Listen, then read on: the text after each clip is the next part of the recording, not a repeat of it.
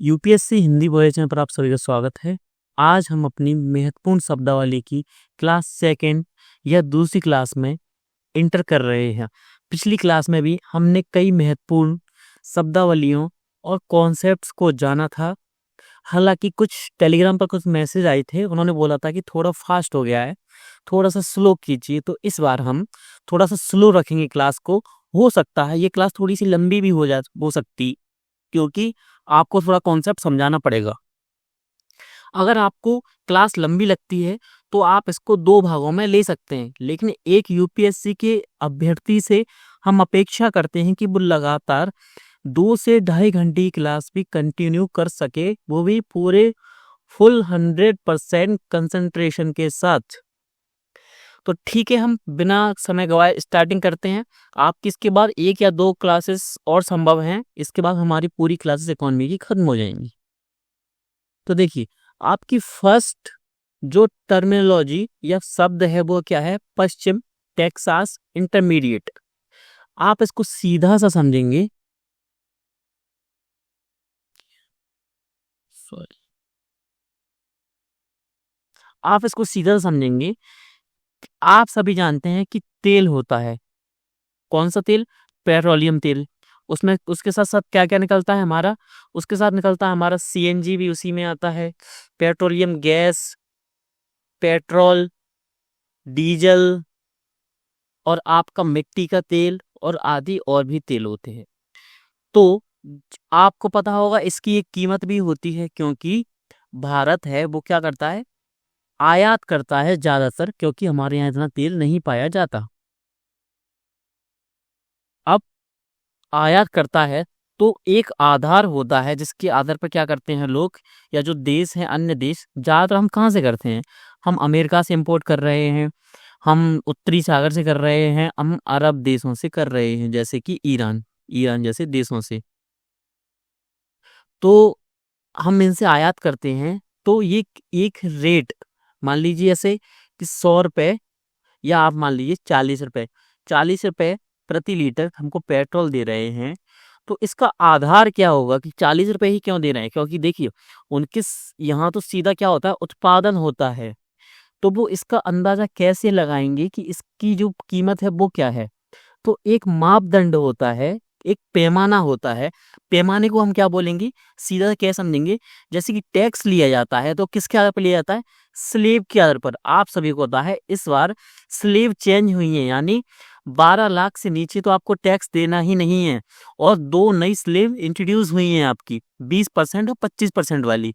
आप सभी को ये चीजें अपडेट होनी चाहिए। तो जैसे स्लिप के आधार पर टैक्स लिया जाता है, उसी आधार पर एक बेंचमार्क होता है। वो बेंचमार्क क्या है? पश्चिम टेक्सास इंटरमीडिएट। तो आप सभी का सोच रहे होंगे क्या पूरी दुनिया में यही है? नहीं, हर एक देश या हर एक कंट्री हो सकती है कि 2 या कंट्रीज मिलकर एक बेंचमार्क को मानती हो, वो उनकी इच्छा है। इसको कौन मानता है? इसको मानता है अमेरिका, पश्चिमी की टेक्सास इंटरमीडिएट। और लगभग अमेरिका मानता है तो लगभग ज्यादातर जो देश हैं वो भी इसी को मानते हैं। लेकिन कई देश हैं जो अलग अलग अपना क्या मानते हैं, बेंचमार्क को मानते हैं। तो बेस्ट तेल की कीमतों का निर्धारण किसके आधार पर किया जाता है? पश्चिमी टेक्सास इंटरमीडिएट। एक ये क्या है? बेंचमार्क। सिर्फ याद रखने की चीज ये है। अब ये क्वेश्चन तो आ चुका है।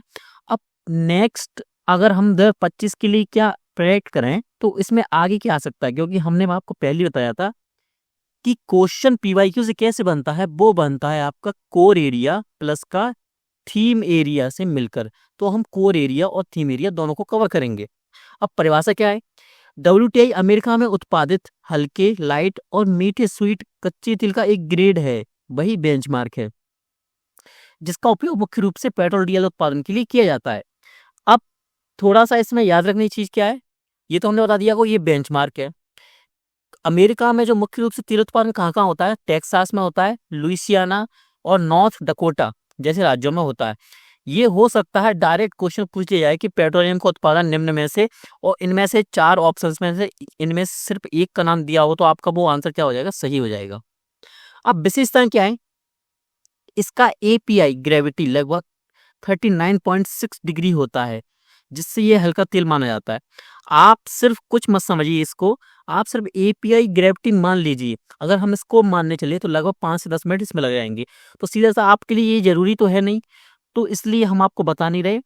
इसलिए आप सीधा सा मान लीजिए कि एपीआई ग्रेविटी है वो क्या लगभग 39.6 डिग्री होती है, जिससे ये हल्का तेल माना जाता है। और इसमें सल्फर की मात्रा कितनी होती है? 0.24%। ये याद रखने की चीजें हैं थोड़ी सी, जिससे ये क्या कहलाता है? मीठा तेल कहलाता है। हल्का तेल किसकी वजह से माना जाता है? एपीआई ग्रेविटी की वजह से। और सल्फर की मात्रा कम होती है, इसलिए क्या माना जाता है? ये मीठा तेल माना जाता है। अब मुख्य भूमिका में कौन है इसमें? इसमें मुख्य भूमिका के रूप में है न्यूयॉर्क मर्केंटाइल एक्सचेंज, नेमिक्स बोलते हैं इसको, में व्यापार किए जाने वाले कच्चे तेल का प्रमुख बेंचमार्क है। अब आपने दो नाम सुने होंगे या नहीं सुने हो तो सुन लीजिए आज। WTI जो हमने ये पढ़ा हुई एक बेंचमार्क, दूसरा बेंचमार्क या तेल होता है वो क्या होता है? Brent crude. ब्रेंट क्रूड क्या है? उत्तरी सागर क्षेत्र में उत्पादित होता है। ये क्या है? Brent crude. अगर ये नाम भी आपने नहीं सुना था, अगर एग्जाम में आ जाता तो आप सीधा सीधा इसको क्या गलत करके आते। आपको पता है उत्तरी सागर से रिलेटेड क्वेश्चन 2024 में पूछा गया है। पश्चिमी टेक्सास इंटरमीडिएट क्वेश्चन PYQ में पूछा गया है। अगर क्वेश्चन बनाने वाले ने दोनों को लिंक किया तो उसके सामने एक ही चीज आती है, वो आती है ब्रेंट क्रूड। यानी अगर वो पेट्रोलियम से क्वेश्चन पूछेगा तो ब्रेंट क्रूड 100% आएगा। तो ब्रेंट क्रूड किससे संबंधित है? अगर वो सिर्फ इतना ही पूछ लेता किस क्षेत्र से संबंधित है, उसके मैं वो लिख देता कि बाल्टिक सी, कैस्पियन सागर, भूमध्य सागर, पनामा और आपका क्या उत्तरी सागर, तो हो सकता है कि 90% स्टूडेंट्स इसको गलत करके आ जाते। तो ब्रेंट क्रूड याद रखना है कि उत्तरी सागर क्षेत्र में उत्पादन होता क्या होता है? ये उत्पादन, ये क्या है? हमारा पेट्रोलियम है, पेट्रोलियम ईंधन है, यहाँ से प्राप्त होता है हमको। कहाँ से? उत्तरी सागर से। अब WTI मुख्य रूप से अमेरिकी बाजार में महत्वपूर्ण भूमिका निभाता है। ब्रेंट की कीमतें अक्सर WTI से अधिक होती हैं, ये भी याद रखने की चीज है। ब्रेंट क्रूड की कीमतें अक्सर WTI से अधिक होती हैं। जब भी आप PPT को पढ़ेंगे या आप अभी पढ़ रहे हैं तो थोड़े थोड़े नोट्स बनाते हैं कैसे? 2-3 वर्ड्स में कि ब्रेंट कीमतें। आप जब नोट्स बनाए तो ब्रेंट कीमतें WTI से कीमतें अक्सर, ये ऐसे लिख दिए। सिर्फ ऐसे नोट्स बनाएंगे तो क्या होगा? आपको याद रखने में भी आसानी नहीं होगी। बाकी हम आपको PPT तो देंगे ही, तो आपको उस समय उसको समझने के लिए आसानी भी होगी। अब कीमतों पर प्रभाव क्या है? वही कि मांग और आपूर्ति पर हर चीज क्या है? निर्भर करती है। ओपेक नीतियां, बेसिक भू राजनीतिक घटनाओं पर निर्भर करता है। नकारात्मक मूल्य घटना, ये आपका एग्जाम्पल दिया गया। भारत पर प्रभाव, भारत ज्यादातर कच्चे तेल का आयात कहाँ से करता है? ब्रेंट क्रूड और दुबई क्रूड से करता है। दुबई क्रूड का मतलब कहाँ है? सीधा अरब देशों से। लेकिन WTI कीमतों में गिरावट से भारत को सस्ता तेल खरीदने का अवसर भी मिलता है कि वो किससे खरीद ले? अमेरिका से ले ले। अब सेकेंड वर्ड क्या है? ये सेकेंड कॉन्सेप्ट क्या है? वो है ट्रेड रिलेटेड इन्वेस्टमेंट मेजर, यानी मापदंड। तो इसकी फुल फॉर्म आपके सामने लिखी हुई है। ये होता क्या है? देखिए, अगर देखिए आप सबको मैंने WTO पढ़ाया है। WTO की कुछ नीतियां होती हैं, किस लिए? कि देशों में जो व्यापार है वो एक अच्छी व्यवस्था बनी रहे, कि किसी में भी कोई भी प्रॉब्लम ना हो। तो अगर कोई देश किसी विदेशी कंपनियों के साथ या विदेशी कंपनियों के व्यापार को क्या करता है? नियंत्रित और विनियमित करता है। क्या करता है? नियंत्रित और विनियमित करता है, तो वो क्या कहलाता है? ट्रिम्स के अंतर्गत आता है। ये क्या कहलाते हैं? व्यापार संबंधित निवेश उपाय। वो किस लिए करता है? उसके पीछे मुख्यतः दो कारण होते हैं। किस लिए? एक कारण आपके सामने लिखा हुआ है कि किसी देश की सरकार विदेशी निवेश को नियंत्रित करने के लिए लागू करती है ताकि घरेलू उद्योग को सुरक्षित रखा जा सके। जैसे कि मैंने आपको बताया था कि 1991 से पहले हमारी नीति पूर्णतः यही थी, लेकिन उसके बाद चेंज हो गई। अब इसमें सेकंड कारण क्या है? सेकंड कारण है कि क्या जो विदेशी निवेश आ रहा है, विदेशी निवेश आ रहा है या जो व्यापार हो रहा है विदेश से, क्या हमको उसमें लाभ या हमको तकनीक प्राप्त हो रही है? तो वो इस चीज को भी चेक करेगा और इसके आधार पर वो क्या करेगा? विनियमित और नियंत्रित करेगा। तो ये किसके अंतर्गत आता है? Trade related investment major, TRIMS. अब UPSC के दृष्टिकोण से महत्वपूर्ण बिंदु कौन से आएंगे इसमें? कि विश्व व्यापार, मैंने आपको बता दिया, WTO से निवेश से जुड़ी नीतियों को नियंत्रित करता है। सीधा सा उद्देश्य ट्रिम्स का मुख्य उद्देश्य सुनिश्चित करना है कि निवेश संबंधित नीतियां अंतर्राष्ट्रीय व्यापार को अनुचित तरीके से प्रभावित ना करें। तो ट्रिम्स किसकी है? डब्ल्यूटीओ का क्या है? एक निवेश उपाय है। विशेषताएं क्या है? ट्रिम्स क्या करता है? जो आयात निर्यात को कृत्रिम रूप से बाधित करती है उनको क्या करता है? मना करता है, यानी हतोत्साहित करता है। यह राष्ट्रीय उपचार सिद्धांत पर काम करता है, यानी राष्ट्रीय उपचार सिद्धांत का सीधा सा मतलब है कि कोई भी देश हमेशा विदेशी कंपनियों के साथ वैसा ही व्यवहार करे जैसा कि वो खुद की घरेलू कंपनियों के साथ करता है। ये लिखा है साहब, आपके सामने लिखा है, साथ भी वैसे ही व्यवहार करना चाहिए जैसे घरेलू कंपनियों के साथ किया जाता है। यानी समझने की चीज सिर्फ ये है कि बाहर मतलब कोई भी देश क्या करता है? विनियमित करता है व्यापार नीतियों को, लेकिन उसको भी किसके अंतर्गत आना पड़ता है? ट्रिम्स के अंतर्गत आना पड़ता है। क्यों? क्योंकि वो डब्ल्यूटीओ का सदस्य होता है। डब्ल्यूटीओ का सदस्य होने के प्रमुख लाभ भी हैं कि वो क्या करता है? व्यापार संबंधी जो भी प्रॉब्लम्स आती हैं उनको सॉल्यूशन भी देता है आपको। इसलिए ट्रिम्स क्या करता है? ये दो चीजें वो करता है। और ये याद रखने की चीज है कि राष्ट्रीय उपचार सिद्धांत क्या है, कि कोई देश विदेशी कंपनी के साथ वैसा ही व्यवहार करेगा जैसा कि वो घरेलू कंपनी के साथ करता है। हमने यही चीज क्या बताई थी? मोस्ट फेवर्ड नेशंस में पढ़ाई थी आपको।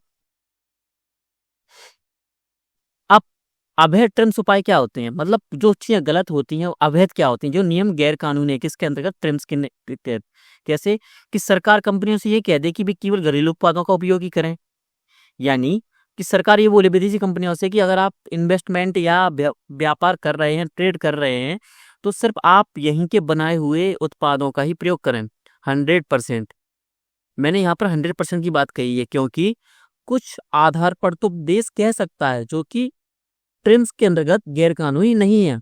जैसे कि एग्जाम्पल दें, आप सभी ने सुना होगा कि जो भारत है उसने टेस्ला कंपनी को बोला था कि अगर आप अपनी कार को लॉन्च करना चाहते हैं यहाँ पर, कहाँ पर? भारत में, तो आपको मैन्युफैक्चरिंग यहीं करनी पड़ेगी भारत में। यानी भारत ने कुछ पक्ष तो अपना रखा, लेकिन उसने ये नहीं बोला कि आप 100% जो चीजें हैं वो यहीं बनाएंगे, नहीं, कुछ भाग बोला। इसलिए क्या आता है? ये गैर कानूनी नहीं है। ये किसके अंतर्गत? ट्रिम्स के अंतर्गत। अब सेकंड क्या है? विदेशी मुद्रा प्रतिबंध, फॉरेन एक्सचेंज रेस्ट्रिक्शंस क्या है? कंपनियों को यह बाध्य ना किया जाए कि वे केवल स्थानीय मुद्रा में व्यापार करें। फर्स्ट ये हो गया। सेकंड ये आप समझ गए होंगे कि केवल स्थानीय मुद्रा में व्यापार करें। थर्ड क्या है? सरकार ये ना कहे कि विदेशी कंपनियां भारत में उत्पादन कर रही हैं, उन्हें उतने ही मूल्य का निर्यात भी करना होगा। यानी उन पर इतना ज्यादा प्रेशराइज्ड रूल्स उन पर वो नहीं बना सकते। अब भारत और ट्रिम्स से रिलेटेड क्या फैक्ट्स हैं कि भारत ने भी कुछ ट्रिम्स नियम अपनाए हैं, लेकिन डब्ल्यूटीओ की नीतियों के अनुसार इन्हें सुधारना पड़ा है। उदाहरण, भारत में फॉरेन डायरेक्ट इन्वेस्टमेंट यानी एफडीआई नियमों में कई बदलाव हुए हैं। किस लिए हुए हैं? जिससे क्या हो, हम डब्ल्यूटीओ के अंतर्गत कानूनी कार्य कर सकें, यानी गैर कानूनी ना हो। जैसे कि मेक इन इंडिया जैसी योजनाएं ट्रिम्स के तहत आती हैं, लेकिन उन्हें डब्ल्यूटीओ के नियमों के अनुसार लागू करना जरूरी है। अब नेक्स्ट क्या है? एकल खिड़की मंजूरी। इसका सीधा सा मतलब है, अगर मैं यहाँ अपने देश में व्यापार करना चाहता हूँ, तो व्यापार करने के लिए मुझे क्या जरूरत होती है? कई जगह की क्या होनी चाहिए? मुझे साइन चाहिए कई अधिकारियों के, मुझे कई दस्तावेज चाहिए, कई डॉक्यूमेंट्स चाहिए और कई परमिशन चाहिए। कैसी परमिशंस? अगर मैं कोई उद्योग खोलता हूँ बड़ा सा, तो मुझे पहले तो जमीन लेनी है। जमीन के लिए मुझे क्या, वहाँ के जो तहसीलदार होंगे, पटवारी होंगे, उनसे क्या चाहिए? परमिशन चाहिए। सेकंड, वहाँ के डिस्ट्रिक्ट कलेक्टर से होनी चाहिए। तीसरा, वहाँ पर जो पर्यावरण संबंधी जो भी संस्था होंगी उनसे भी मुझे परमिशन लेनी है। तो ये सभी संस्थाओं को एक ही जगह इकट्ठा करके क्या बोलते हैं हम? एकल खिड़की मंजूरी। यहाँ का सीधा सा मतलब क्या है कि अगर यहाँ से मंजूरी मिल गई तो सिर्फ एक ही साइन या एक ही कागज पर सभी के साइन हो जाएंगे, तो क्या हो जाएगा? तो आपका काम एक ही बार में हो जाएगा, आपको अलग अलग ऑफिस में जाने की जरूरत है नहीं। अब सीधा से क्या लिखा है? सीधा से लिखा है आपका, किसी परियोजना या व्यवसाय को शुरू करने के लिए जरूरी सभी सरकारी मंजूरियां, अप्रूवल्स एक ही पोर्टल या कार्यालय के माध्यम से दी जाती हैं। इससे क्या होता है? फास्ट काम होता है और जो व्यापारी होता है उसको कार्य करने में आसानी होती है, जिससे क्या होता है? वो प्रोत्साहित होता है अपने जो इन्वेस्टमेंट है और व्यापार को उस क्षेत्र में शुरू करने के लिए। अब नेक्स्ट चलते हैं हम। आपने ये वर्ड बहुत बार सुना होगा, बुनियादी उद्योग। Basic industries. बेसिक इंडस्ट्री का सीधा सा मतलब होता है कि वो मानव सभ्यता या मानव जीवन के लिए मूलभूत भूमिका निभाती हैं, जैसे कि, और मूलभूत भूमिका निभाती हैं इसलिए इनको क्या बोलते हैं, बुनियादी उद्योग या बेसिक इंडस्ट्रीज या कोर इंडस्ट्री। इसके दो नाम है, कभी भी आपको कंफ्यूज नहीं होना है। मूलभूत उद्योग और बुनियादी उद्योग एक ही हैं। और इसका सीधा सा मतलब है, और क्या है, एक और सीधा सा मतलब है, जो कि आपके लिए कच्चा माल और बुनियादी संसाधन उपलब्ध कराते हैं, सीधा सा। अब ये आपके लिए जरूरी है इसलिए इसको क्या बोलते हैं, बुनियादी उद्योग या मूलभूत उद्योग। अब ये मूलतः क्या है? ये 8 प्रकार के ही होते हैं। ये क्वेश्चन आपसे पूछा जा सकता है, पूछा भी गया है PYQ में, कि इनमें से कौन से बुनियादी उद्योग हैं। अगर आपके पास ऑप्शंस आते हैं 4, उनमें से इन 8 में से 2 का नाम यहाँ दिया रहता है। फिर आपके पास ऑप्शंस आएंगे क्या, केवल 1 युग्म, केवल 2 युग्म, या आपके सामने ऐसे ऑप्शंस भी आ सकते हैं 1 और 3, 1 और 3, 1 और 2, 1 2 3, 1 2 3 4। तो आपका ऑप्शन कौन सा सही होगा, पहला और दूसरा। अगर ये आते हैं इस प्रकार, तो आपको क्या करना है, इन सभी का नाम याद रखना है कि कौन कौन से 8 प्रकार के बुनियादी उद्योग होते हैं। पहला कौन सा है, कोयला। सेकंड कच्चा तेल। तीसरा प्राकृतिक गैस। चौथा पेट्रोलियम। पांचवा उर्वरक। छठवा इस्पात। सातवां सीमेंट और आठवां बिजली। ये आपको आज के आज याद होने चाहिए। अगर आपसे कोई भी नींद में भी पूछ ले कि कौन कितने प्रकार के उद्योग होते हैं बुनियादी उद्योग, तो आप बोलेंगे 8 प्रकार। वो पूछेगा कौन कौन से, तो आप एग्जैक्ट 1 मिनट के अंदर सभी इनको बता दें। तो आप इनको याद कर लीजिए, भले रट लीजिए, 5 मिनट रट्टा मार लीजिए, लेकिन याद कर लीजिए। नेक्स्ट चलते हैं। अब आपके सामने लिखा हुआ है औद्योगिक उत्पादन सूचकांक, IIP, index of industrial production. ये है क्या, आप एक चीज समझ होंगे कि सूचकांक है, सूचकांक से संबंधित है, औद्योगिक से संबंधित है, औद्योगिकरण से संबंधित। तो सीधा सा ये यही है। अब थोड़ा इसमें डेप्थ में जाते हैं। क्या है कि जो औद्योगिक गतिविधियां हैं भारत में मापने के लिए, ये आर्थिक संकेतक यानी एक सूचकांक है। सूचकांक कैसे है, जैसे कि हमने क्या आपको HDI में बताया था, किसका, HDI में हमने 3 टाइप से बताए थे आपको कौन कौन सा इंडेक्स लगता है। जैसे आपका GNI लगता है, तो ये सभी प्रकार के क्या थे, इंडेक्स थे। तो औद्योगिक क्षेत्र के उत्पादन में वृद्धि या गिरावट को दर्शाता है। अब इसके मुख्य बिंदु कैसे देखेंगे हम, याद रखने की चीजें क्या है इसमें, मुख्य बिंदु क्या होते हैं हमेशा याद रखने की चीजें, कि ये उत्पादन स्तर में बदलाव को दर्शाने वाला सांख्यिकी एक मापक है, यानी ये संख्याओं में बताता है कि आपका क्या स्थिति क्या है। आधार वर्ष क्या रखता है, ये 2011-12। आधार वर्ष क्यों रखते हैं हम, क्योंकि हमको मुद्रास्फीति मापनी होती है। मैं आपको ये टॉपिक बहुत अच्छे से पढ़ा चुका हूँ। और जारी करने वाला संगठन कौन है, NSO है, जो कि किसके अंतर्गत आता है, आर्थिक एवं सांख्यिकी मंत्रालय के अंतर्गत आता है। ये टॉपिक मैंने आपको 2nd क्लास में ही बताया था और पढ़ाया था। और याद रखने की चीज क्या है, पहला याद रखने की चीज है आधार वर्ष 2011-12। सेकंड सांख्यिकी माप है। तीसरा NSO जारी करता है। NSO किसके अंतर्गत आता है, आर्थिक एवं कार्यालय आर्थिक एवं सांख्यिकी मंत्रालय के अंतर्गत। चौथी चीज, ये मासिक आधार पर जारी किया जाता है। अगर मुझे क्वेश्चन बनाना होता UPSC के लिए, तो मैं इसमें ये जरूर ऐड करता, मैं लिख देता कि यह हर 3 माह में जारी की जाती है। तो ये क्या होता है, ये स्टेटमेंट हमेशा गलत होता। लेकिन प्रेडिक्ट के आधार पर UPSC के स्टूडेंट्स के मैं माइंडसेट के आधार पर बताऊं, तो वो ज्यादातर ये मानते कि ये सही हो सकता है अगर उन्हें पता नहीं होता। तो ये याद रखने की चीज है। अब इसमें कौन कौन से क्षेत्र शामिल होते हैं, तो इसमें मुख्यतः 3 प्रमुख क्षेत्र कौन कौन से हैं इसके, माइनिंग, मैन्युफैक्चरिंग, इलेक्ट्रिसिटी। परसेंटेज इसके सामने आपका सामने लिखा हुआ है सीधा सा। मुख्य उद्योग क्या है इसमें, किसके लिए सूचकांक काम करता है, तो मुख्य उद्योग है कोयला, कच्चा तेल, प्राकृतिक गैस, पेट्रोलियम, रिफाइनरी उत्पाद, उर्वरक, इस्पात, सीमेंट और आपका बिजली। अब इसकी गणना, इससे जुड़े उत्पादन डेटा को संगत करने के IIP की गणना की जाती है। अब अब याद रखने की चीज क्या है, अब याद रखने की चीज एक ये थी, एक ये, सेकंड बेस ईयर और सांख्यिकी माप। अब याद रखने की और चीज क्या है, इसकी प्रमुख क्षेत्र कौन से थे, ये मुख्य उद्योग भी याद रखना है। और ये लाइन कि अगर IIP का मूल्य 100 से अधिक है तो उत्पादन बड़ा है, 100 से कम है तो उत्पादन घटा है। हो सकता है यूपी से अगर क्वेश्चन पूछे तो इनको चेंज कर दे इन फैक्ट्स को, कैसे कि आईआईपी का मूल्य अगर 100 से अधिक है तो क्या है, आपका उत्पादन घटा है, और 100 से कम है तो उत्पादन बढ़ा है। तो ये क्या हो जाएगा, ये स्टेटमेंट आपका गलत हो जाएगा सीधा सा।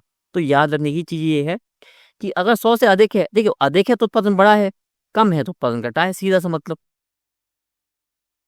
अब आपका नेक्स्ट क्या है, क्रय प्रबंधन सूचकांक पीएमआई, परचेजिंग मैनेजर्स इंडेक्स। ये क्या होता है, ये होता है कि हमारी यहाँ जो व्यावसायिक गतिविधियां होती हैं किससे संबंधित, मैन्युफैक्चरिंग और सर्विसेज, यानी आपका कौन सा, द्वितीय क्षेत्र को तृतीय क्षेत्र से संबंधित जो भी व्यावसायिक गतिविधियां हैं उनके रुझान यानी उनकी गतिविधियां किस प्रकार चल रही हैं, सकारात्मक चल रही हैं, नकारात्मक चल रही हैं, यानी कि बहुत अच्छी चल रही हैं, या मीडियम, या आप बोल सकते हैं मॉडरेट चल रही हैं, या वो माइनस या घाटे में चल रही हैं।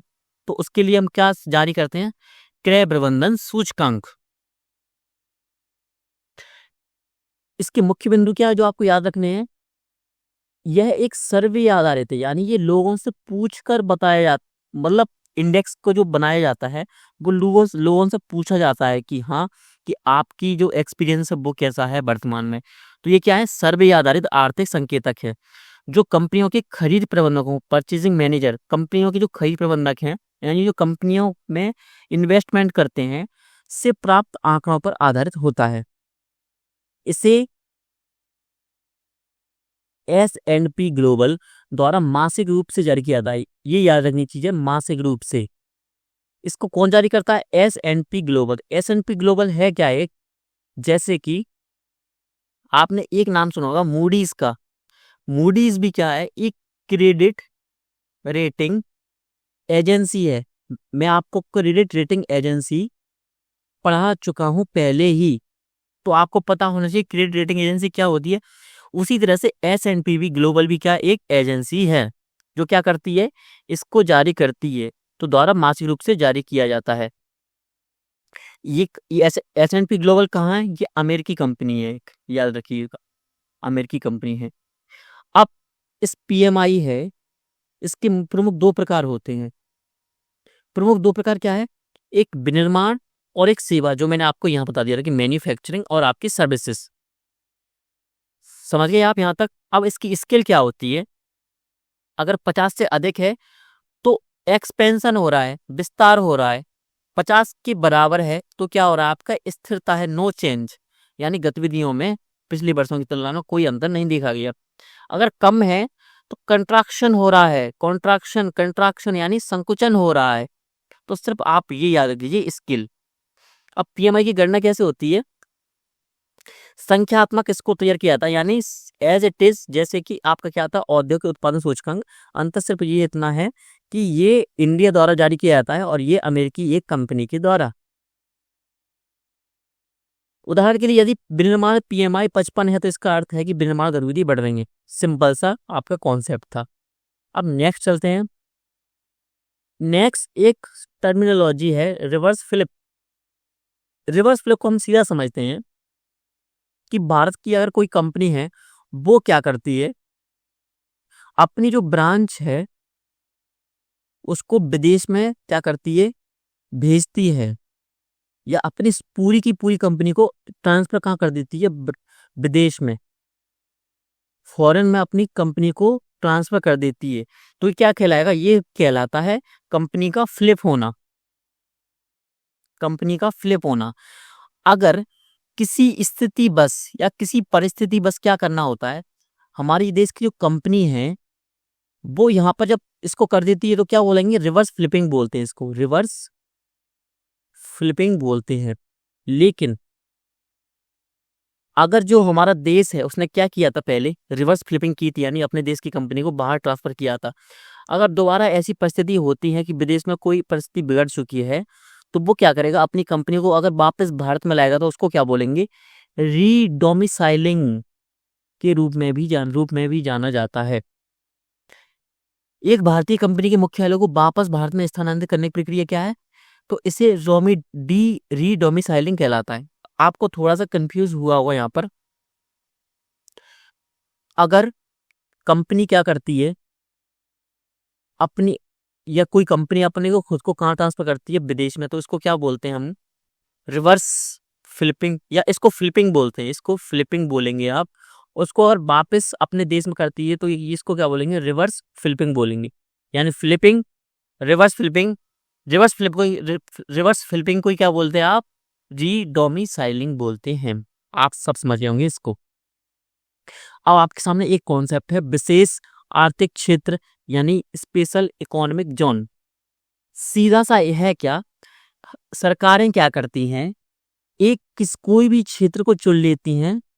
किस क्षेत्र को चुनती हैं, जहां पर औद्योगिकरण ज्यादा है। क्यों चुनती हैं, वो क्या करती हैं, इस क्षेत्र को SEZ यानी विशेष आर्थिक क्षेत्र यानी स्पेशल इकोनॉमिक जोन में बांट देती, यानी इसके रूप में क्या कर देती हैं, इसको बता देती हैं कि ये स्पेशल इकोनॉमिक जोन है। इससे होता क्या है, आप बोलेंगे इससे फायदा क्या है। इससे फायदा ये होता है कि जो भी उसके अंतर्गत कंपनी होगी, उसको व्यापार, आयात निर्यात और निवेश को बढ़ावा देने के लिए विशेष कर लाभ देने होते हैं, यानी उनको टैक्स में छूट मिलती है, छूट मिलती है। अगर आप भी किसी ऐसे क्षेत्र या बड़ी मेट्रोपॉलिटन सिटी में रहते होंगे जिसके आसपास औद्योगिकरण हुआ होगा अच्छा खासा, तो 100% वहां का भी जो क्षेत्र होगा वो SEZ में, या सेज बोलते हैं इसको सेज बोलते हैं, सेज में बांटा जाता है। जिससे क्या होता है, उनको बढ़ावा मिलता है, किनको, औद्योगिकरण को बढ़ावा मिलता है। नियमों में ढील भी दी जाती है। लाभ मैंने आपको बता दिया, सीधा से लिखा है, कर छूट, कस्टम ड्यूटी में छूट, निर्यात को बढ़ावा, इंफ्रास्ट्रक्चर सुविधाएं, निवेश का आकर्षण। अब आपके सामने क्या है, बॉन्ड धारक। मैं आपको बॉन्ड पहले ही पढ़ा दिया है। अब आप खुद समझ गए होंगे बॉन्ड धारक का मतलब क्या है। यानी अगर मैं किसी कंपनी या सरकार का बॉन्ड खरीदता हूं, मेरा नाम A है मान लीजिए, तो मैं क्या कहलाऊंगा, मैं कहलाऊंगा आपका क्या, बॉन्ड धारक, सीधा सा। तो वह व्यक्ति या संस्था होती है जिसके पास किसी कंपनी, सरकार या अन्य संस्था द्वारा जारी किया गया बॉन्ड या ऋण पत्र, बॉन्ड को ऋण पत्र भी बोलते हैं, ध्यान रखिएगा, हिंदी में होता है। तो बॉन्ड धारक बॉन्ड जारी करने वाली इकाई को एक निश्चित अवधि के लिए धन उधार देता है और बदले में एक निश्चित और परिवर्तनीय ब्याज दर कूपन प्राप्त करता है। यानी मैंने बॉन्ड लिया है तो एक समय के बाद अगर मैं इसको वापस करूंगा तो क्या मिलेगा, मुझे अपना पैसा वापस मिलेगा और साथ में क्या मिलेगा, मुझको इसमें ब्याज भी मिलेगा। वो पैसा और ब्याज किसके आधार पर निर्भर करता है, ये होता है कि बॉन्ड किस प्रकार का है। हम आगे थोड़ा सा बॉन्ड के बारे में भी जानेंगे कि कितने प्रकार के होते हैं, और पहले भी हम जान चुके हैं। अब एग्जाम्पल आपके लिए दिया है कि 1000 करोड़ का बॉन्ड है, 10 वर्षों के लिए 7% ब्याज पर जारी किया जाता है, तो आप बॉन्ड धारक कहलाएंगे। तो हमको क्या मिलेगा, हमको वार्षिक क्या मिलेगा, 7% ब्याज। 7% का सीधा मतलब है हमको 70 रुपए तो मिलेंगे ही इसके, हर साल, एवरी ईयर 10 साल तक मिलेंगे, यानी 700 रुपए ये। और जब 10 साल पूरे हो जाएंगे तब हमको 1000, ये करोड़ लिखा है तो करोड़ का सीधा सा मान लीजिए 70 करोड़। बात वही है कि 1000 रुपए मान लीजिए या 1000 करोड़, तो जैसे 1000 रुपए के लिए मानेंगे हम क्या, 70 रुपए, तो हमको कितना मिल जाएगा 10 साल में, 700 ये मिल जाएंगे। जब 10 साल में वो बॉन्ड की जो अवधि है वो पूरी होगी तब हमको 1000 रुपए वो मिल जाएंगे। यानी हमको सीधा सीधा सा कितना का फायदा, 700 रुपए का हमको फायदा हो जाएगा। अब आपके सामने एक कॉन्सेप्ट है श्रिंक मुद्रास्फीति या श्रिंकफ्लेशन। सीधा सा मतलब है, इसको आपने खुद नोटिस किया होगा लेकिन इसका नाम आपको पता नहीं होगा। इसका मतलब होता है कि कई सारी कंपनियां क्या करती हैं, वो कीमत बढ़ाती नहीं है बल्कि उसमें से क्या, प्रोडक्ट को कम कर देती हैं। इसका एक अच्छा खासा, जैसे कि आपकी उम्र है इस वक्त, तो आप सभी को पता होगा जब आप बचपन में बिस्किट के पैकेट को खाते थे, मान लीजिए एग्जांपल पर पार्ले जी, लगभग 100% सभी ने खाया होगा। तो उस वक्त होता क्या था कि 5 रुपए वाले में भी लगभग 16 से 17 बिस्किट आते थे। लेकिन हुआ क्या, धीरे धीरे अगर आज आप उस बिस्किट के पैकेट को लेते हैं तो उसकी कीमत तो 5 रुपए ही है, लेकिन उसमें जो बिस्किट की संख्या है वो कितनी है, 8 से 9, यानी सीधा सीधा कितना, आधा कर दिया है, हाफ। तो इसी को क्या बोलते हैं, श्रिंकफ्लेशन। यानी कंपनी ने कीमत ना बढ़ाते हुए क्या किया, प्रोडक्ट में कमी कर दी। और ये चीज आपको हर चीज में देखने को मिलेगा। जो चीज पहले की 1 रुपए की 4 चॉकलेट्स आती थी वो आज 1 रुपए की 1 ही आती है। तो इसको क्या बोलेंगे? श्रिंकफ्लेशन। कारण क्या है?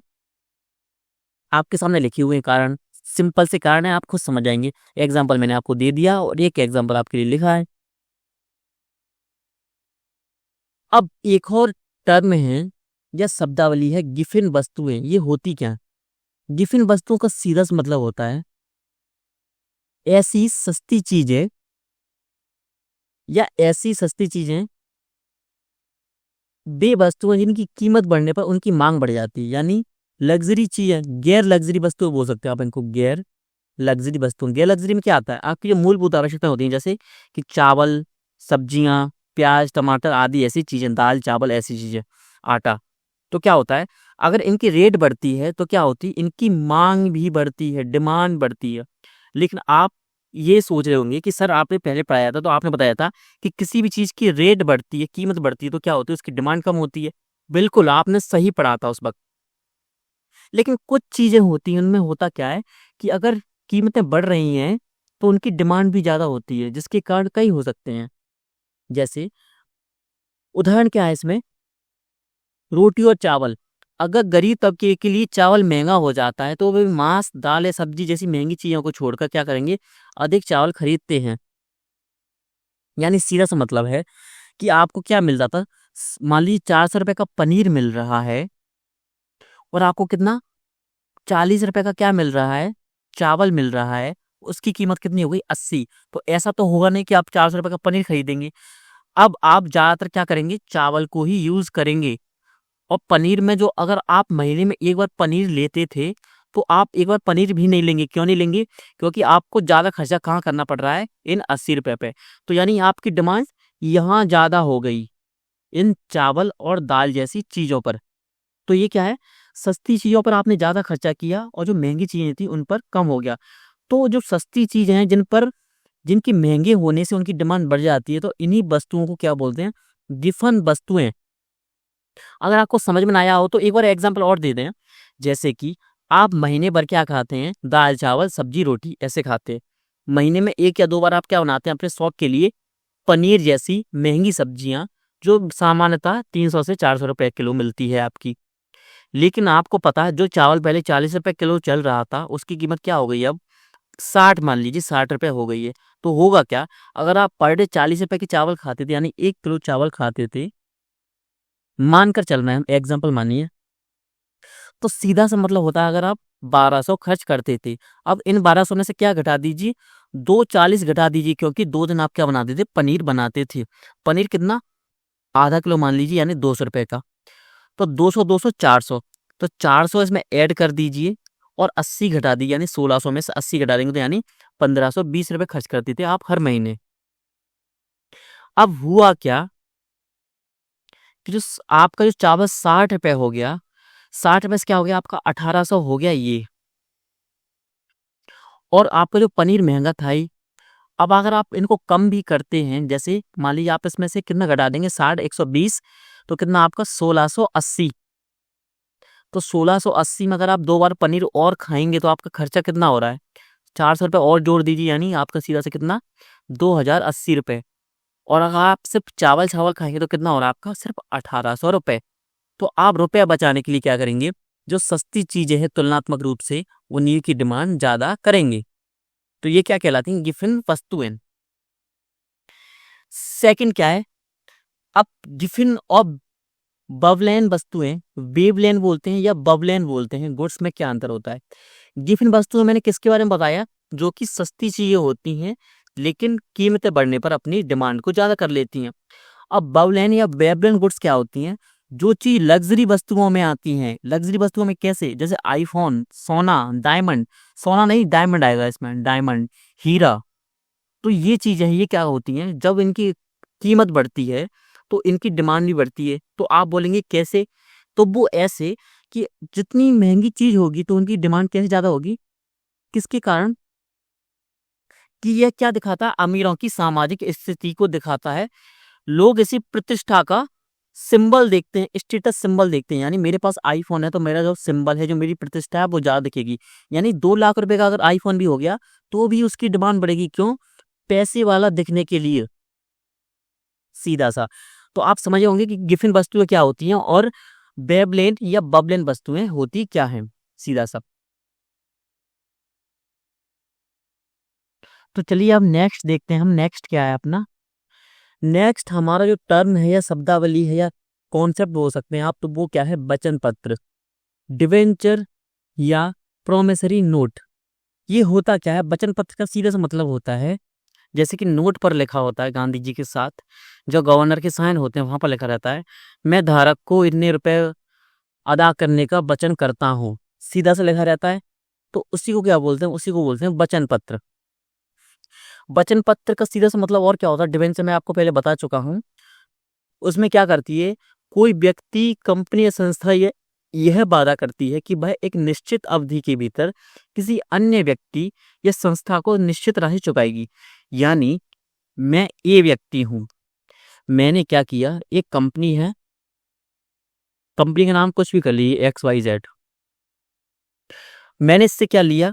मैंने इसका क्या लिया? एक डिवेंचर ले लिया, यानी एक वचन पत्र ले लिया, और मैंने इसको कितने रुपए दे दिए?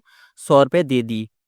तो इसने मुझे जो वचन पत्र दिया उस पर लिखा क्या है कि मैं धारक को, या जो मेरा नाम रखा हुआ ए व्यक्ति को, 6 महीने बाद 100 रुपए देने का वचन करती हूँ, वचन देती हूँ। प्लस इसके साथ मैं 2% ब्याज भी दूंगी। कौन सा? महीना। 2% ब्याज के महीने का मतलब क्या होता है? 2 रुपए, यानी 6 महीने में 12 रुपए भी दूंगी। सो सीधा सा कंपनी क्या बोले कि ये वचन पत्र में लिखेगी। तो इसी वचन पत्र को क्या बोलते हैं? ये आपके सामने लिखा हुआ है, डिवेंचर या प्रोमिसरी नोट्स। अब इसके टाइप्स क्या होते हैं? एक तो होता है सिंपल, एक होता है इंटरेस्ट बियरिंग प्रोमिसरी नोट, एक होता है डिमांड प्रोमिसरी नोट, प्रोमिसरी यानी वचन पत्र। अब तीनों में अंतर क्या होता है वो भी देख लेते हैं। कि सरल वचन पत्र होता है, उसमें क्या लिखा रहता है? उधार की राशि और भुगतान की तिथि तय होती है, ब्याज का उल्लेख नहीं होता। यानी मैंने 100 रुपए दिए थे तो मैं 100 रुपए लूंगा, उस पर क्या लिखा होगा कि 100 रुपए मुझे इससे लेना है, तो वचन पत्र पर सिर्फ इतना ही लिखा होगा। अब ब्याज युक्त में क्या लिखा होगा कि इसमें क्या लिखा होगा, जैसे मैंने आपको पहला एग्जांपल दिया था कि 100 रुपए तो चुकाऊंगा ही, साथ में 2% ब्याज भी दूंगा। तो ये क्या है आपका? ब्याज युक्त वचन पत्र या इंटरेस्ट बियरिंग प्रोमिसरी नोट। तीसरा क्या है? मांग वचन पत्र, डिमांड प्रोमिसरी नोट। यानी इसमें कोई निश्चित भुगतान तिथि नहीं होती, बल्कि जब लेनदार उधार देने वाला भुगतान की मांग करता है। यानी कि मैं ए व्यक्ति हूं, मैंने क्या किया था, किसी कंपनी के बॉन्ड या सॉरी डिवेंचर को खरीदा था, यानी वचन पत्र को खरीदा था। तो मैं कभी भी जाकर बोल सकता हूं कि भाई मेरा पैसा वापस करो। तो इसको क्या बोलेंगे? मांग, यानी डिमांड के आधार पर। अब क्या है? चौथा क्या आपका? सुरक्षित वचन पत्र यानी सिक्योर्ड प्रोमिसरी नोट। इसमें उधार देने वाला कोई व्यक्ति संपत्ति या गारंटी देता है। यानी अगर मैं किसी को 100 रुपए दे रहा हूं तो बदले में वो किसके कागज देगा कि अगर मैं तुम्हारे पैसे ना चुका सकूं तो इस प्रॉपर्टी को तुम बेचकर अपना पैसा प्राप्त कर सकते हो, सीधा सा। अब इसके महत्वपूर्ण तत्व क्या है? ऋण देने और लेने वाले का नाम जो सबके पास रहता है, भुगतान की राशि, समय सीमा, ब्याज दर यदि लागू हो, साथियों के हस्ताक्षर। अब आपके सामने एक और लिखा P notes, participatory notes. Confuse बिल्कुल नहीं होना है। पहले हमने क्या पढ़ा इससे पहले? प्रोमिसरी नोट्स यानी वचन पत्र, और ये क्या आपका? पार्टिसिपेटरी नोट्स यानी सहभागिता वचन पत्र, सहभागिता पत्र। इसको हिंदी में क्या बोलते हैं? सहभागिता पत्र। लेकिन आप इसको किस नाम से जानेंगी? पी नोट्स नाम से, क्योंकि पी नोट्स नाम से ही इसको यूपीएससी में पूछा गया था। पी नोट्स क्या होता है? पी नोट्स को सिंपल से समझेंगे कि विदेशी निवेशक हैं, यानी कि मान लीजिए मैं अमेरिका का एक क्या हूं? नागरिक हूं। मुझे क्या करना है? भारत के जो क्या है शेयर मार्केट में क्या करना पड़ेगा? मुझे इन्वेस्टमेंट करना है। लेकिन इसके लिए मुझे क्या करना होगा? पहले मुझे रजिस्टर्ड होना पड़ेगा एक कंपनी के रूप में या एक व्यक्ति के रूप में। इसके बाद में क्या कर सकता हूँ, और मुझ पर कई सारे नियम भी लगेंगे। क्यों? क्योंकि एफडीआई के लिए कई सारे नियम भी होते हैं। और इसके लिए मुझे 2 प्रकार के जो द्वार होते हैं, स्वचालित मार्ग और अनुमोदन मार्ग। अब मुझको ये भी चुनना पड़ेगा, यानी बहुत झंझट है ये कार्य करने में। तो इस झंझट से बचने के लिए कुछ कंपनियां क्या करती हैं कि एक कंपनी है तो ये सभी नागरिक क्या करेंगे, अपना पैसा इस कंपनी को देंगे। ये कंपनी क्या करेगी, भारत के शेयर बाजार में पैसा लगाएगी इनकी कहने पर, और ये कंपनी क्या होगी, ये हमारे शेयर मार्केट में रजिस्टर्ड होगी।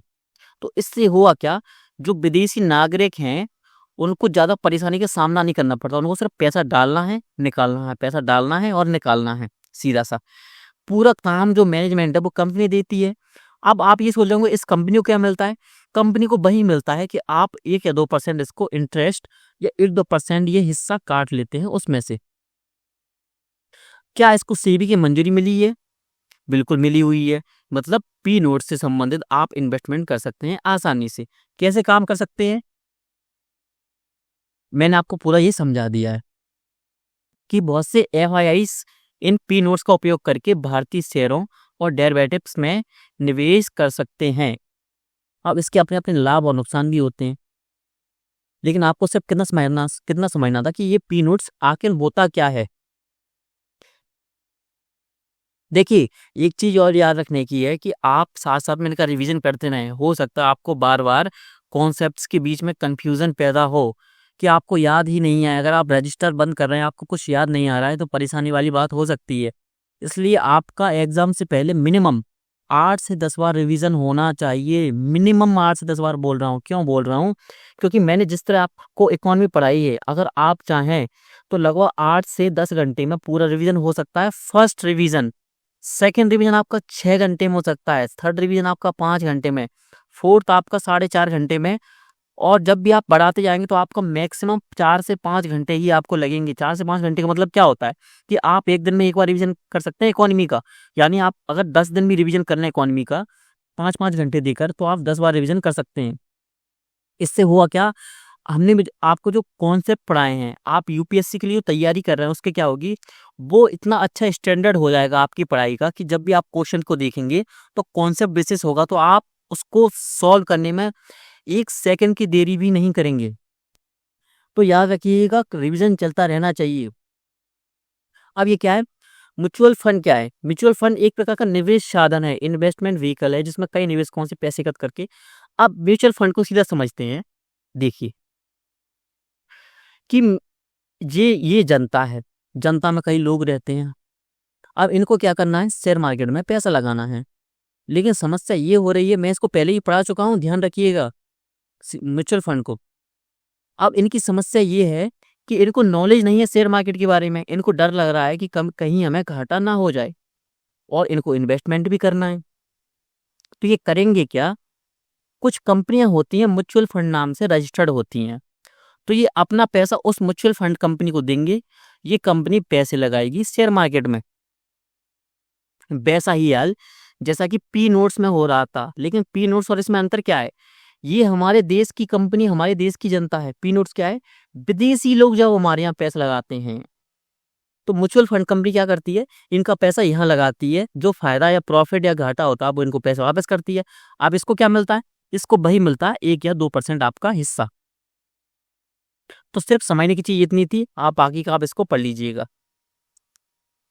अब इसके टाइप्स इंपोर्टेंट होते हैं। कैसे कि इसके प्रकार होते हैं, प्रकारों के भी 3 भाग होते हैं कि हम 3 प्रकार से इसके आधार पर हम 3 प्रकार इसको बांटते हैं। जैसे पहला प्रकार क्या है, बाजार आधारित निवेश, यानी इक्विटी म्यूचुअल फंड क्या होता है, यानी हम किसी म्यूचुअल फंड में करते हैं तो उसमें क्या होता है, शेयर बाजार में निवेश हम करते हैं तो उच्च रिटर्न की संभावना तो होती है, लेकिन अधिक जोखिम भी होता है। यानी एक ऐसी म्यूचुअल फंड कंपनी जो कि ऐसे शेयरों में निवेश करती है, ऐसे शेयर्स लेती है जिनकी जो प्रॉफिट का जो मार्जिन है वो तो ज्यादा होता है, लेकिन जो जोखिम है वो भी अधिक होता है ऐसे शेयर्स का। तो क्या कहलाती है, equity mutual fund. Second, debt या डेप्ट बोलते हैं इसको म्यूचुअल फंड। इसमें क्या होता है, जो म्यूचुअल फंड कंपनी है वो क्या करेगी, सरकारी और कॉर्पोरेट बॉन्ड्स में निवेश अधिक करेगी। इससे होता क्या है, जोखिम कम होता है। इसमें जोखिम क्यों ज्यादा था, क्योंकि ये छोटी छोटी कंपनियों में निवेश कर रही थी म्यूचुअल फंड कंपनी। छोटी छोटी कंपनियों क्या होता है, या तो हो सकता है कि वो एक बार में तो अर्श तक पहुंच जाए और दूसरे दिन वो फर्श पर आ जाए, सीधा सा। इसलिए क्या था, अधिक जोखिम था, तो इसको क्या बोलते थे, इक्विटी। इसको क्या बोलते हैं, डेट या डेप्ट, तो कम जोखिम है, तो ये क्या कहलाएगी, डेप्ट म्यूचुअल फंड। तीसरा क्या है, हाइब्रिड, यानी बहुत सी म्यूचुअल कंपनियां हैं, म्यूचुअल फंड्स कंपनियां हैं, वो क्या करती हैं, बैलेंस्ड अप्रोच अपनाती हैं। बैलेंस्ड अप्रोच का मतलब क्या है, सीधा सा मतलब है कि वे दोनों का मिक्सचर रखती हैं। कि होता क्या है कि कुछ जो हिस्सा है वो इक्विटी म्यूचुअल फंड में डालती हैं, और कुछ हिस्सा है वो डेप्ट म्यूचुअल फंड में डालती हैं। तो इसी को क्या बोलते हैं, हाइब्रिड फंड। हाइब्रिड का सीधा सा मतलब है दोनों का मिक्सचर। अब दूसरा टाइप क्या है आपका, खुलेपन के आधार पर, यानी अगर आप म्यूचुअल फंड में क्या कर रहे हैं, निवेश कर रहे हैं, तो आपको क्या लगता होगा कि आप आज दे देंगे तो 6 महीने बाद आपकी क्या होगा, पैसा वापस हो जाएगा। लेकिन नहीं, इसके भी टाइप्स होते हैं। कैसे, ओपन एंडेड फंड का मतलब क्या है, आप कभी भी इन्वेस्टमेंट कर सकते हैं और कभी भी अपना क्या कर सकते हैं, पैसा वापस ले सकते हैं, किसमें से, म्यूचुअल फंड कंपनी में से। सेकंड क्या है, क्लोज एंडेड फंड। इसमें फिक्स रहता है, जैसे कि इसमें म्यूचुअल फंड कंपनी है वो क्या बोलेगी कि 3 महीने बाद अपना पैसा वापस लेना। उस वक्त जो स्थिति होगी तुम्हारे निवेश की, यानी मार्केट जैसा चल रहा होगा वैसा मैं तुम्हें पैसा वापस कर दूंगा। तीसरा है इंटरवल फंड, यानी कुछ निश्चित समय के बाद ही निवेश और निकासी की अनुमति होती है। तो आप सब समझे होंगे। अब थर्ड क्या है, लक्ष्य आधारित फंड, यानी टैक्स। इसमें टाइप्स क्या है, इसके भी 3 टाइप्स हैं। टैक्स सेविंग फंड, देखिए इकोनॉमी की एक बहुत अच्छी चीज है कि इसमें जो आपका क्या दिया रहता है, हेडिंग दी रहती है, उस चीज से समझ में आ जाता है। अगर आपने एक बार भी इकोनॉमी पढ़ा हुआ है, जैसे कि मैंने आपको पढ़ाया पूरा इकोनॉमी, अगर आपने एक बार पढ़ लिया तो आप कभी भी हेडिंग्स को पढ़ेंगे तो आपकी सीधी अंडरस्टैंडिंग हो जाती है कि ये किसके बारे में बोल रहा है और ये है क्या। टैक्स सेविंग फंड क्या होते हैं, ऐसे फंड्स या ऐसी कंपनियों के ऐसे फंड्स जो कि क्या होती हैं, धारा 80 के तहत, किसके, टैक्स के तहत छूट प्राप्त होती है इनको। 3 साल की लॉक इन अवधि होती है, यानी 3 साल के लिए अवधि होती है ऐसे फंड्स की, कि हम इन्वेस्टमेंट कर रहे हैं 3 साल के लिए, और हमको क्या मिलती है, जो इनकम टैक्स की धारा आयकर अधिनियम है उसके तहत हमको क्या मिलती है, टैक्स में छूट मिलती है। Second, pension fund. तीसरा, चाइल्ड फंड, यानी म्यूचुअल फंड में हम किसके लिए लगा रहे हैं, रिटायरमेंट के लिए लंबी अवधि का निवेश कर रहे हैं। यानी मेरी अगर जॉब चल रही है तो मैं क्या करूंगा, म्यूचुअल फंड में क्या डालूंगा, पेंशन फंड डालूंगा। इससे होगा क्या कि जब मेरी रिटायरमेंट हो जाए, यानी 60 साल का मैं हो जाऊंगा, उसके बाद मुझे क्या मिलेगा, पैसा हर महीने या इकट्ठा, जैसा कि मैं चाहूँ वो पैसा मुझे मिलेगा। चाइल्ड फंड भी सिंपल सा ऐसा ही है कि बच्चों की भविष्य के लिए निवेश कर रहे हैं। अब नेक्स्ट क्या है, नेक्स्ट है जीरो कूपन बॉन्ड। इसका सीधा सा मतलब है, एक मिनट रुकिए, इसका सीधा सा मतलब होता है कि जैसे देखिए, हर एक बॉन्ड होता है उसमें क्या होता है, आपको ब्याज मिलता है। लेकिन ये जो बॉन्ड होता है इस पर कोई भी ब्याज नहीं मिलता है, बल्कि इसको क्या मिलता है, डिस्काउंट रेट पर जारी किया जाता है। इसको डायरेक्ट सिर्फ एक एग्जांपल से हम समझ लेते हैं, वो है कि मान लीजिए सरकार या कोई कॉरपोरेट ये कंपनी है, ये लिखा है सी, यानी कॉरपोरेट कंपनी, या ये मान लीजिए कोई भी गवर्नमेंट, जो गवर्नमेंट है वो जी। तो देखिए, अगर ये कोई बॉन्ड जारी करती है तो ये उस पर ब्याज नहीं देगी, तो आपको सीधा सा मन में ये क्वेश्चन आना चाहिए, फिर कोई व्यक्ति इसको क्यों खरीदेगा। उसका कारण ये है कि वो इसको डिस्काउंट रेट पर जारी करेगा।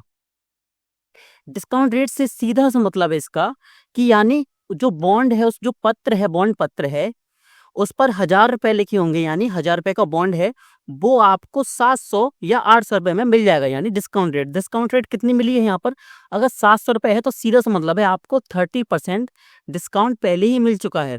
अगर आप 700 रुपए का वो बॉन्ड ले लेते हैं और इसके बाद अगर उसकी अवधि मान लीजिए 1 वर्ष रही, 1 वर्ष के बाद जब आप उसको जमा करेंगे वापस उसी गवर्नमेंट ऑफिस में या गवर्नमेंट जो कॉर्पोरेट आपकी कंपनी थी उसके पास, तो आपको पूरे 1000 रुपए मिलेंगे।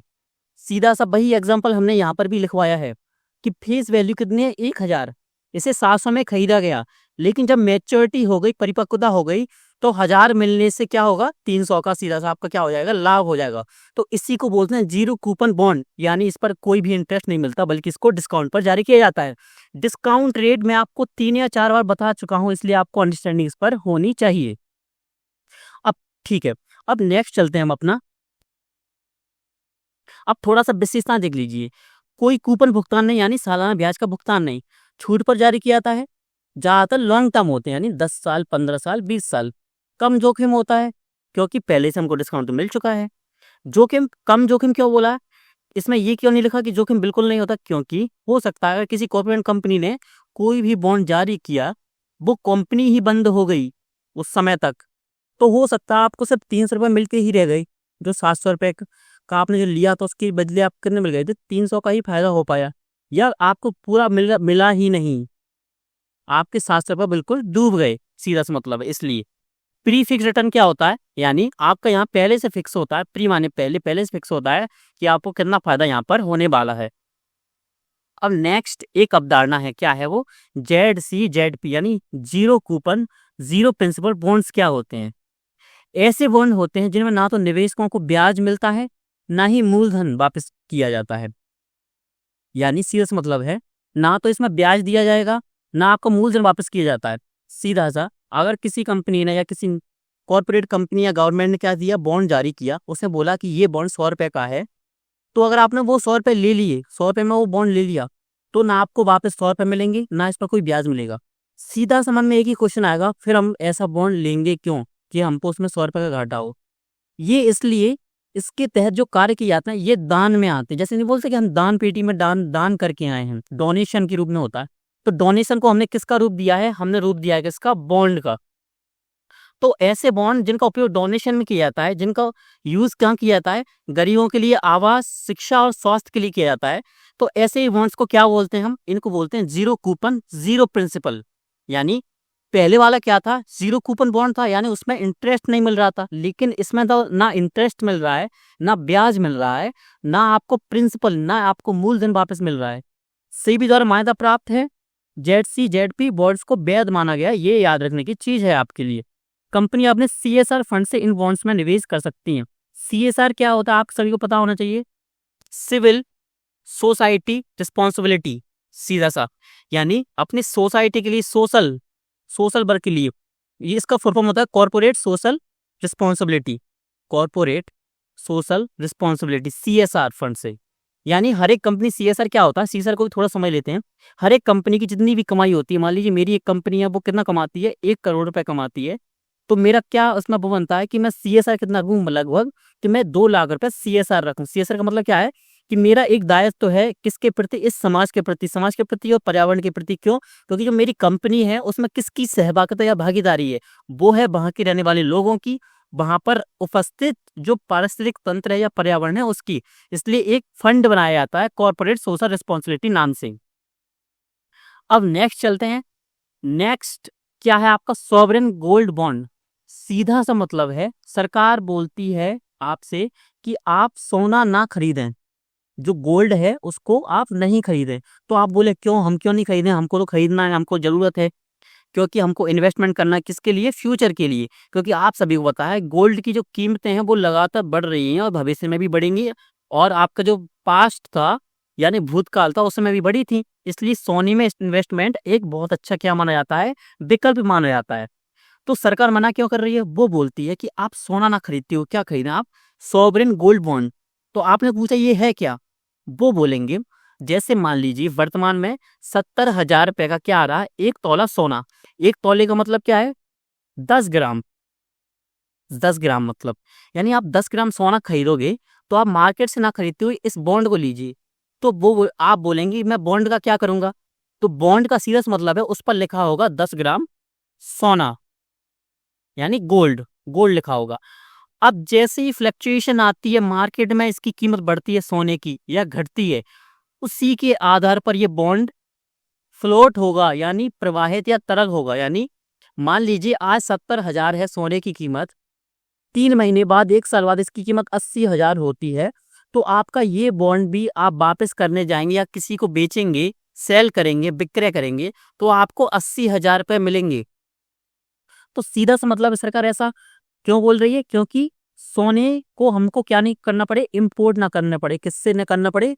हमको विदेशों से इंपोर्ट ना करना पड़े। इसका सीधा सा कारण है कि भारत में जो गोल्ड कल्चर है वो बहुत ज़्यादा है। आप अपनी फैमिली का उदाहरण भी इसमें देख सकते हैं कैसा, कि हम जब भी कहते हैं कि किसके पास ज्यादा गोल्ड है, तो उससे हमारा एक प्रतिष्ठा का मानक भी बनता है कि जिसके पास जितना गोल्ड उसके पास उतना ज्यादा क्या, उसकी इतनी ज्यादा प्रतिष्ठा। तो इसी को कम करने के लिए सरकार क्या करती है कि सोने की जो डिमांड होती है उसको कम करने के लिए, कि सोने की डिमांड हमेशा ज्यादा बढ़ती है। जैसे कि धनतेरस का दिन यानी दीपावली के एक दिन पहले का दिन यानी दूसरा दिन, लास्ट 2 डेज में कितना सोना बिकता है आप सभी को पता होगा। धनतेरस का दिन तो यही कहते हैं कि उस दिन सोना खरीदने से क्या होता है, फायदा होता है। उस दिन हजारों करोड़ों में मार्केट चला जाता है, यानी हो सकता है कि 25,000 करोड़ 50,000 करोड़ का सिर्फ गोल्ड ही बिक गया, सीधा सा मतलब है। अब इस चीज को कम करने के लिए सरकार क्या करती है, वो गोल्ड बॉन्ड निकालती है। इससे होता क्या है, हमको इंपोर्ट भी नहीं करना पड़ता विदेशों से। इससे क्या होता है, बैलेंस ऑफ पेमेंट में हमको फायदा बना रहता है। अब इसकी परिपक्वता अवधि कितनी होती है, अवधि होती है 8 साल बाद। लेकिन आपके पास कितने क्या होता है, 5 साल बाद इसकी निकासी आप कर सकते हैं। इस पर आपको थोड़ा सा घाटा हो जाएगा। कैसे, कि मान लीजिए आपकी अवधि 8 साल है, 5 साल बाद आपको लगा कि नहीं मुझे पैसे की जरूरत है, तो आप वापस करने गए, आपने 70,000 का खरीदा था। 5 साल बाद इसकी कीमत हो जाती है लगभग 95,000 या 1 लाख रुपए। इस सोने की, इस सोने की कीमत हो जाती है सीधा सा। तो आपको जब 5 साल बाद आप निकालेंगे, तो 5 साल बाद सीधा सा मतलब है कितना मिलेगा आपको, इसमें आपको मिलेगा 1 लाख है तो आपको लगा 95,000, यानी थोड़ा सा कट कर लेंगे। कट क्यों कर लेंगे, क्योंकि आपने प्री मैच्योर एग्जिट किया है। हो सकता है इससे कम भी कर लें, यानी 90,000। तो आपको जहां 30,000 का फायदा होने वाला था, आपको सिर्फ फायदा कितने का होगा, सिर्फ 20,000 रुपए का। तो ये होते हैं आपके सॉवरेन गोल्ड बॉन्ड। आशा है कि आप सभी को बहुत अच्छे से समझ में आया होगा ये। अब कैसे खरीदें, ये आपके पास ऑप्शन दिया है। आप बैंक से खरीद सकते हैं, पोस्ट ऑफिस से, ऑनलाइन प्लेटफॉर्म भी हैं कई, और डीमैट अकाउंट। डीमैट अकाउंट क्या होता है, डीमैट अकाउंट एक कैसा अकाउंट होता है, एक जैसे कि आप बैंक में खाता खुलवाते हैं, उसी तरह शेयर मार्केट में ट्रेडिंग करने के लिए यानी शेयर खरीदने के लिए एक अकाउंट खोलना पड़ता है। जैसे कि एक आपका ईमेल अकाउंट होता है, और ऐसे ही आपका एक अकाउंट क्या होता है, डीमैट अकाउंट होता है। उसमें हमारे पास क्या होता है, हमारे पास शेयर रखे होते हैं, हमें इसको बेच सकते हैं, खरीद सकते हैं। तो उस अकाउंट को क्या बोलते हैं, डीमैट अकाउंट बोलते हैं। अब विशेषता क्या है, विशेषता मैंने आपको पहले ही समझा दी अच्छी तरीके से। गारंटीकृत किसके द्वारा होता है, भारत सरकार द्वारा। ये याद रखने की चीज है, थोड़ा पेन चेंज करके आपको बता दें कि ये गारंटीकृत है, पूरी तरीके से सुरक्षित है ये निवेश, क्योंकि भारत सरकार द्वारा गारंटीकृत है।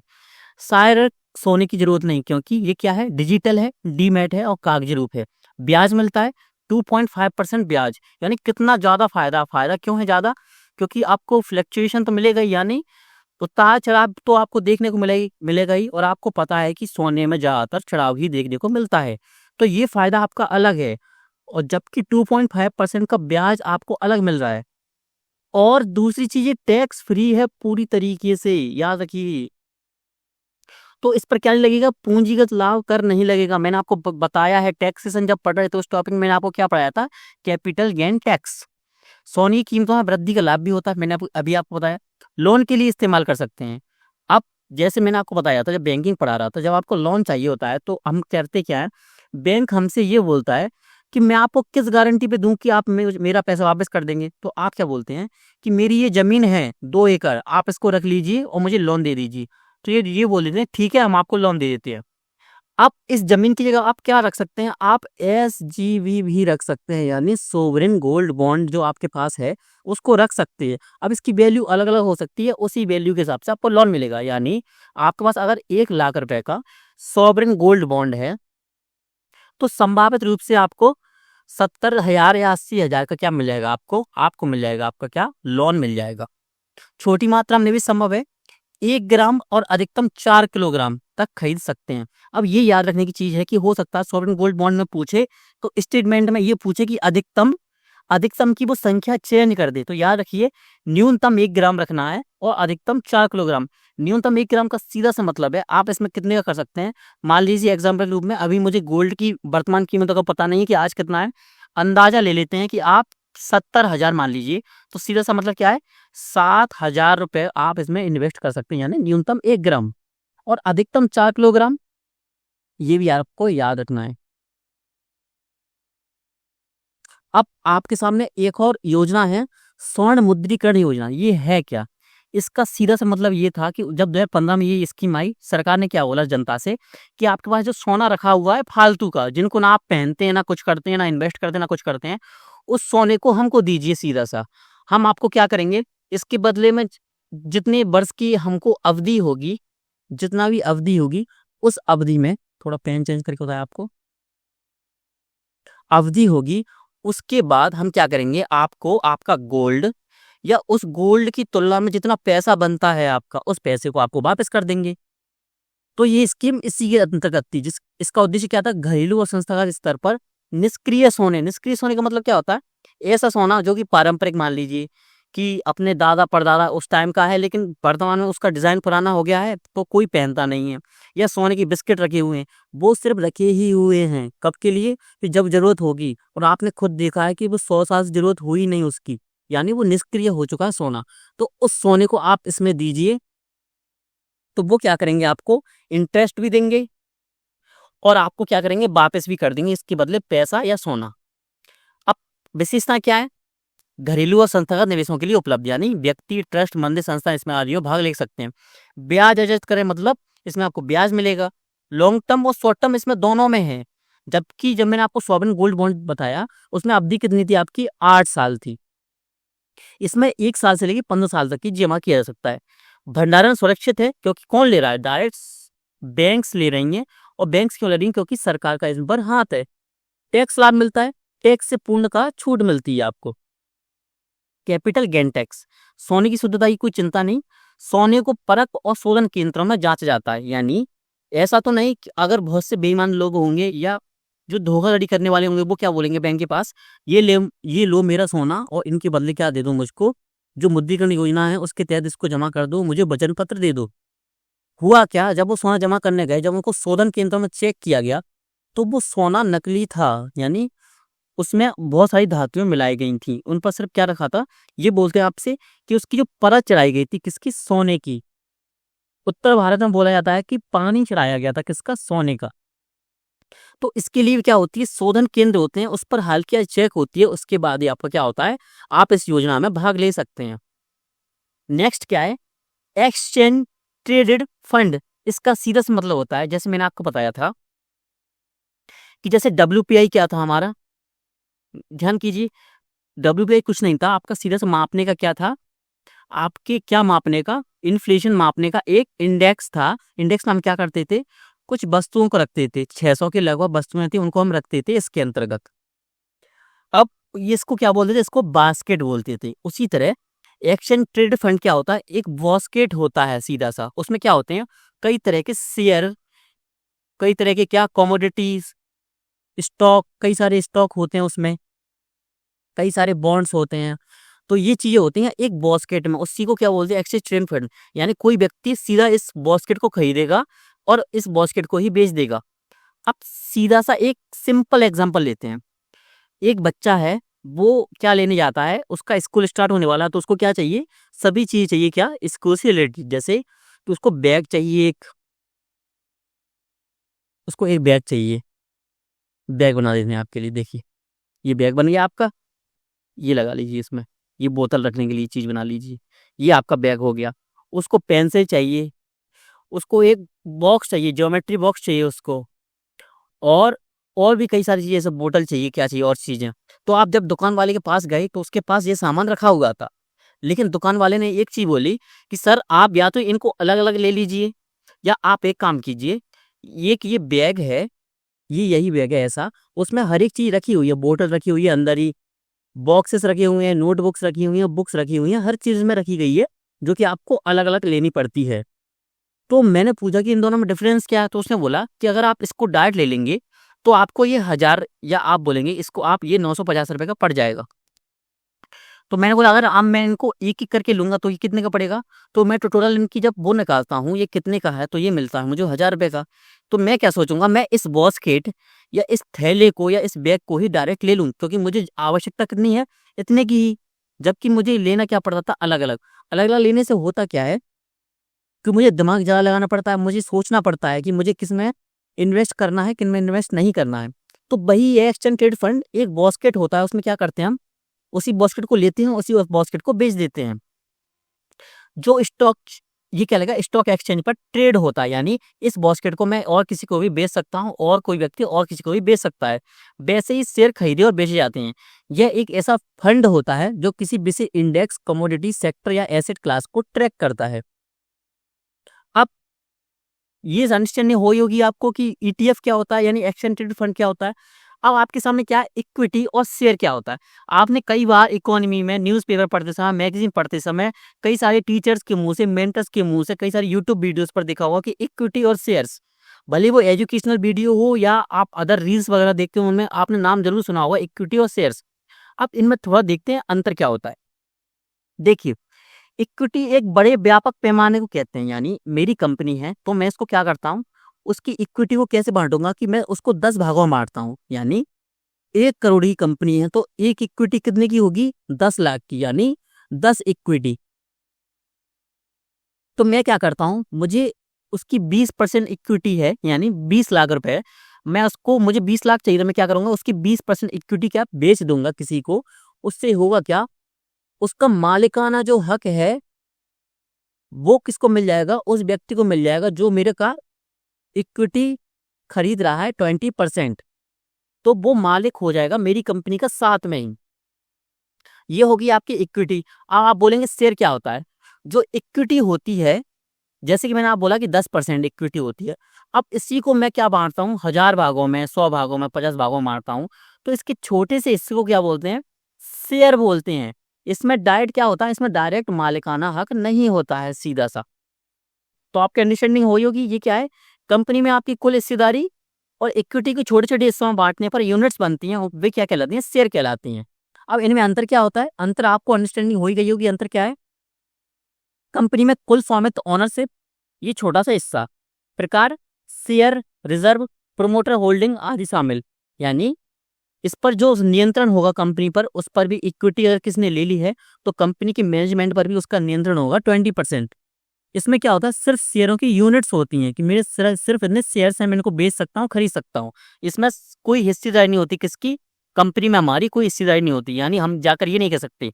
अब इसका सीधा सा मतलब क्यों ऐसा किया क्यों है कि मान लीजिए मैंने क्या किया, 500 रुपए के 1 या 2 क्या खरीद लिए, जियो कंपनी के शेयर खरीद लिए। मैं गया ऑफिस और क्या बोला कि अरे मैनेजमेंट तुम्हारा ठीक नहीं चल रहा, मैं इस कंपनी का मालिक हूँ। कैसे मालिक हूँ, क्योंकि मैंने इसके 2 शेयर खरीदे हैं 500 रुपए में, जल्दी से मैनेजमेंट को चेंज करूँ। तो ऐसा नहीं होता है, ध्यान रखिएगा इस चीज को। तो इक्विटी एक ज्यादा व्यापक चीज है, शेयर छोटी चीज है। पूरी कंपनी की वैल्यू होती है, एक निवेशक के पास 100 शेयर होते हैं। कंपनी के मुनाफे और नुकसान पर असर होता है, शेयर की कीमतें बाजार में बदलती रहती हैं। अब आपके सामने एक और क्या है, कॉन्सेप्ट है ब्लू बॉन्ड। ब्लू बॉन्ड का सीधा सा मतलब है, जब कोई कंपनी या सरकार बॉन्ड जारी करती है तो वो उस पर क्या लिख देती है कि ये बॉन्ड किसके लिए है, समुद्री और जल संसाधनों के संरक्षण के लिए। यानी हमें जो पैसे की आवश्यकता है, वो आवश्यकता क्यों है, क्योंकि हमको नदियां साफ करनी, जैसे यमुना साफ करना है। मुद्दा बहुत गर्म है अभी, क्यों, दिल्ली चुनाव आ चुके हैं, इसलिए हमको गंगा साफ करनी है। हमको जो हमारी आर्द्र भूमि है उसमें कई सारा जो प्रदूषण हो रहा है उसको रोकना है। तो इसको रोकने के लिए क्या करना है, हमको पैसा चाहिए। पैसे करने के लिए वो क्या करती है, बॉन्ड जारी करती है कोई कंपनी या सरकार। तो उसको क्या बोलते हैं, उस बॉन्ड को बोलते हैं ब्लू बॉन्ड। कोई देश या संस्था महासागरों, सीधा सा हो गया ये। उद्देश्य सुरक्षा, उदाहरण समुद्र की सफाई, टिकाऊ मछली पालन। मुख्य क्षेत्र महासागर, नदियां, झील, मत्स्य पालन आदि। अब ग्रीन बॉन्ड क्या होता है, ग्रीन बॉन्ड को हम आगे जानेंगे, इसी में देख लेते हैं, इसकी स्लाइड अलग है। ग्रीन बॉन्ड क्या होता है, एज इट इज यही होता है। यहाँ पर सिर्फ क्या लिख लीजिए कि पर्यावरण रिलेटेड जो भी प्रदूषण है, पर्यावरण संरक्षण है, उनसे रिलेटेड अगर पैसा चाहिए तो वो जो जो बॉन्ड जारी करते हैं उस पर क्या लिखा रहता है, ग्रीन बॉन्ड लिखा रहता है। ग्रीन का सीधा सा मतलब है पर्यावरण, ब्लू का सीधा सा मतलब क्या है, नीला। नीले का मतलब नीला महासागर। आया हुआ क्वेश्चन क्या था, ब्लू कार्बन। ब्लू कार्बन पूछा जा चुका है, ये इन्वायरमेंट का क्वेश्चन है। इसका सीधा सा मतलब क्या था, महासागरों में उपस्थित क्या, कार्बन की मात्रा। तो आप समझ होंगे ब्लू बॉन्ड नाम से ही स्पष्ट है, क्योंकि ब्लू है तो महासागर, ग्रीन है यानी सीधा सा क्या, आपका पर्यावरण। नेक्स्ट चलते हैं, डेप्थ फॉर नेचर स्वैप, ऋण प्रकृति विनिमय। ये पूछा गया क्वेश्चन है। तो ये होता क्या है, एग्जाम्पल से समझिए। एग्जाम्पल बहुत अच्छे होते हैं समझने के लिए इकोनॉमी को। अगर इकोनॉमी को किसी भी टीचर या मेंटर ने डायरेक्ट पढ़ाया है कॉन्सेप्चुअल बेसिस पर, तो कभी भी स्टूडेंट्स को उसकी अंडरस्टैंडिंग हो ही नहीं सकती। उसको, टीचर्स को या मेंटर्स को हमेशा साथ में एग्जाम्पल मर्ज करने ही पड़ेंगे इकोनॉमी में पढ़ाते वक्त, क्योंकि इकोनॉमी एक टफ सब्जेक्ट है और इसको पढ़ाना और पढ़ना दोनों टफ होता है। पढ़ तो आप एक क्लास लेके पढ़ लेते हैं, लेकिन आप एक टीचर की नजरिए से देखेंगे तो आपको पता लगेगा कि टफ टफ जो आपके क्या है, कठिन से कठिन कॉन्सेप्ट हुए, उनको हम एग्जाम्पल की तरह, एग्जाम्पल की मदद से किस प्रकार आपको इजी वे में समझाते हैं सीधा सा। अब इसका एग्जाम्पल क्या है, ये एग्जाम्पल मानिए कि मान लीजिए कोई देश है, जैसे कि देश कौन सा मान लीजिए, बांग्लादेश है। बांग्लादेश ने क्या लिया, भारत से उधार लिया। एग्जाम्पल दे रहा हूँ, ये रियलिटी नहीं है। रियलिटी तो है ही कि उधार तो लेता ही है, लेकिन मैं एग्जाम इमेजिन कीजिए, इसने कितने का लिया, इसने लिया आपका 500 करोड़ का। क्या लिया, आपका लोन लिया भारत से। अब बांग्लादेश की जो स्थिति है यहाँ पर आगे कहाँ तक, वर्तमान 2015 में लिया था मान लीजिए। अब क्या आ गया आपका 2025, तो भारत ये बोल रहा है कि बांग्लादेश की स्थिति तो खराब है, कि कुछ तो है ही नहीं भिखारियों के पास। तो इसने बोला सीधा सा कि तुम पैसे वापस मत करो, कितना, 500 करोड़ पैसा वापस मत करो। एक काम करो, जो तुम्हारा सुंदरबन एरिया और जो तुम्हारा समुद्री स्थल है, अगर आपको सही तरीके से मैप याद होगा तो भारत का मैप कैसा है आपका, भारत का मैप लगभग ऐसा है। ये थोड़ा सा यहाँ पे गलत हुआ, हाँ ऐसे है, यहाँ पे थोड़ा सा मुड़ा हुआ है, फिर आपका ये कच्छ प्रायद्वीप नीचे ऐसे हो गया, ठीक है। तो ये बांग्लादेश वाला एरिया कौन सा है, ये तो इसका समुद्री स्थल कौन सा हो जाएगा ये। तो वो बोलेंगे कि आप एक काम करो, इसका यूज कहाँ कर लो, इस समुद्र में जो प्रदूषण फैल रहा है उसको साफ कर लो, और तुम्हारे यहाँ जो प्रदूषण फैल रहा है, जो गंदगी फैल रही है, उस गंदगी को साफ करने के लिए भी इसका यूज कर लो। जो प्रदूषण हो रहा है पर्यावरण संरक्षण के लिए इसे यूज कर लो, कौन किसका, 500 करोड़ का। तो वो बोलेगा क्या 500 करोड़ फिर भी वापस करने पड़ेंगे, तो भारत बोलेगा नहीं पैसे वापस मत करना, मेरे पास बहुत पैसा है, सीधा सा। तो वही कि अगर क्या होता है, कोई भी देश कर्ज माफ कर देता है किसी देश का, किस लिए, कि वो देश क्या करेगा, जैव विविधता, विविधता, पर्यावरण संरक्षण, पर्यावरण प्रदूषण को कम करने के लिए यूज करता है उस पैसे का, तो वो माफ कर देगा। इसी को क्या बोलते हैं, ऋण प्रकृति विनिमय। एग्जाम्पल देखिए, एग्जाम्पल मैंने आपको क्या दे दिया, इंडिया और बांग्लादेश का, सिर्फ समझने के लिए चीज थी।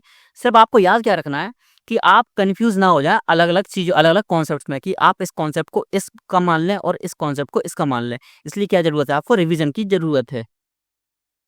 नेक्स्ट चलते हैं, नेक्स्ट का सीधा सा मतलब है ब्लू वॉशिंग।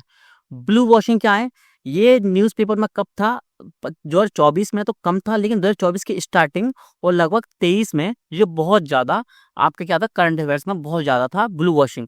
ब्लू वॉशिंग का सीधा सा मतलब क्या होता है कि कोई कंपनी है, मान लीजिए मेरी एक कंपनी है या किसी की भी कंपनी है एक, वो क्या बोलती है कि मैं बहुत कार्य कर रहा हूँ किसके लिए, पर्यावरण और समाज के लिए, मैं इतना पैसा खर्च करता हूँ, मेरी जो कंपनी है उसमें प्रदूषण बहुत कम होता है, मेरे जो प्रोडक्ट हैं उनमें भी प्रदूषण प्रदूषण बहुत कम हो रहा है। लेकिन रियलिटी इससे उलट होती है। असल में वो पर्यावरण और समाज के लिए कुछ खास कर ही नहीं रही है, वो सिर्फ झूठ बोल रही है। झूठ कंपनी क्यों बोल रही है, कि उसको क्या मिल जाए, कानूनी रियायतें मिलें सरकार से, उसकी छवि यूएन के आगे और अंतर्राष्ट्रीय संगठनों के आगे क्या अच्छी उसकी छवि है, वो अच्छी बन जाए।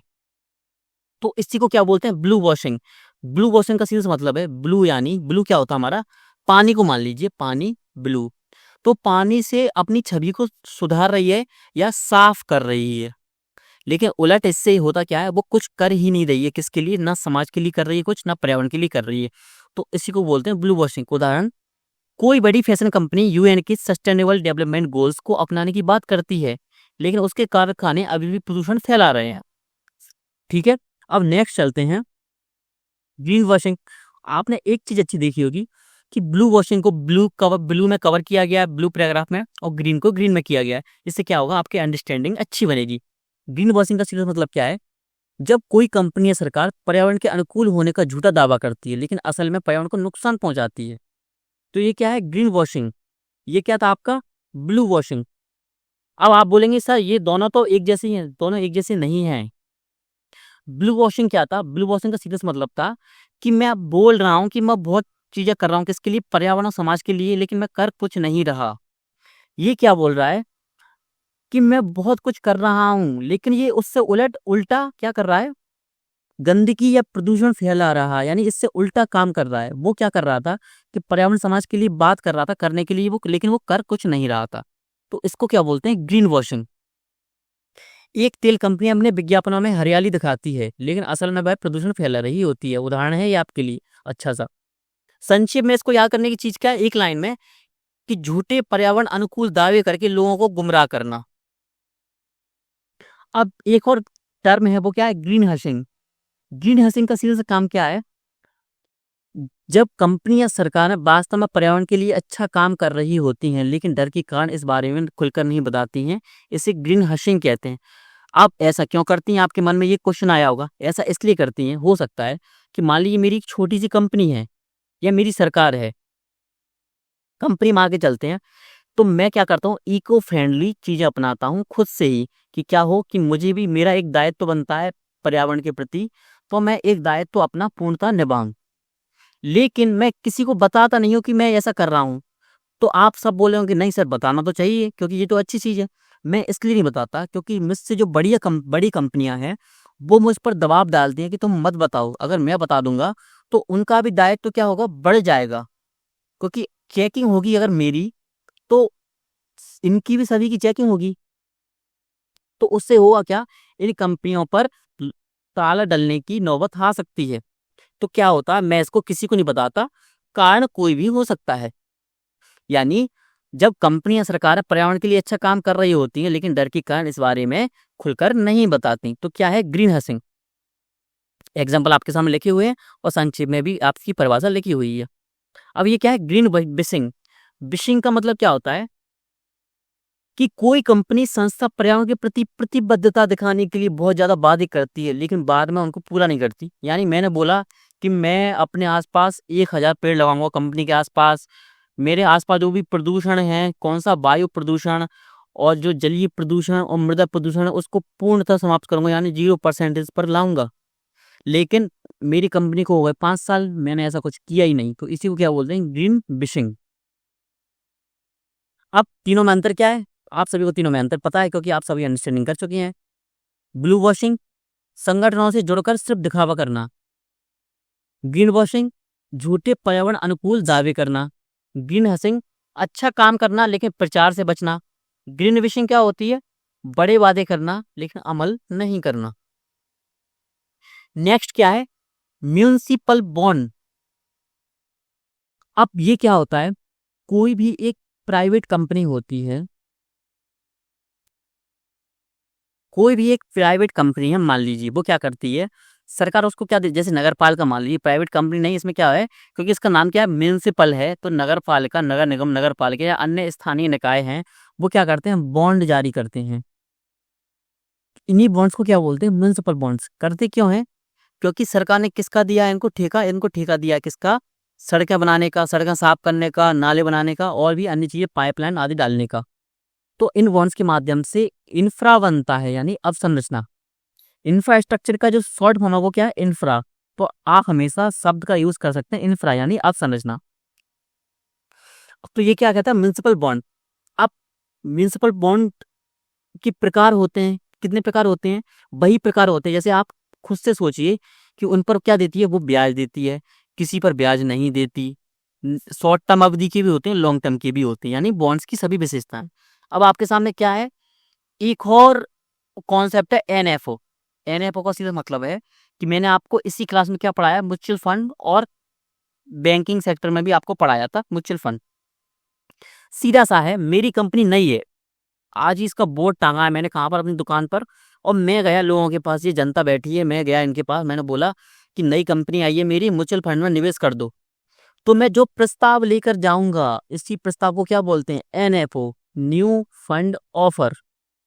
सिर्फ इनिशियल पब्लिक ऑफर भी बोलते हैं, आईपीओ। आईपीओ आपने कहाँ सुना था, इनिशियल पब्लिक ऑफर।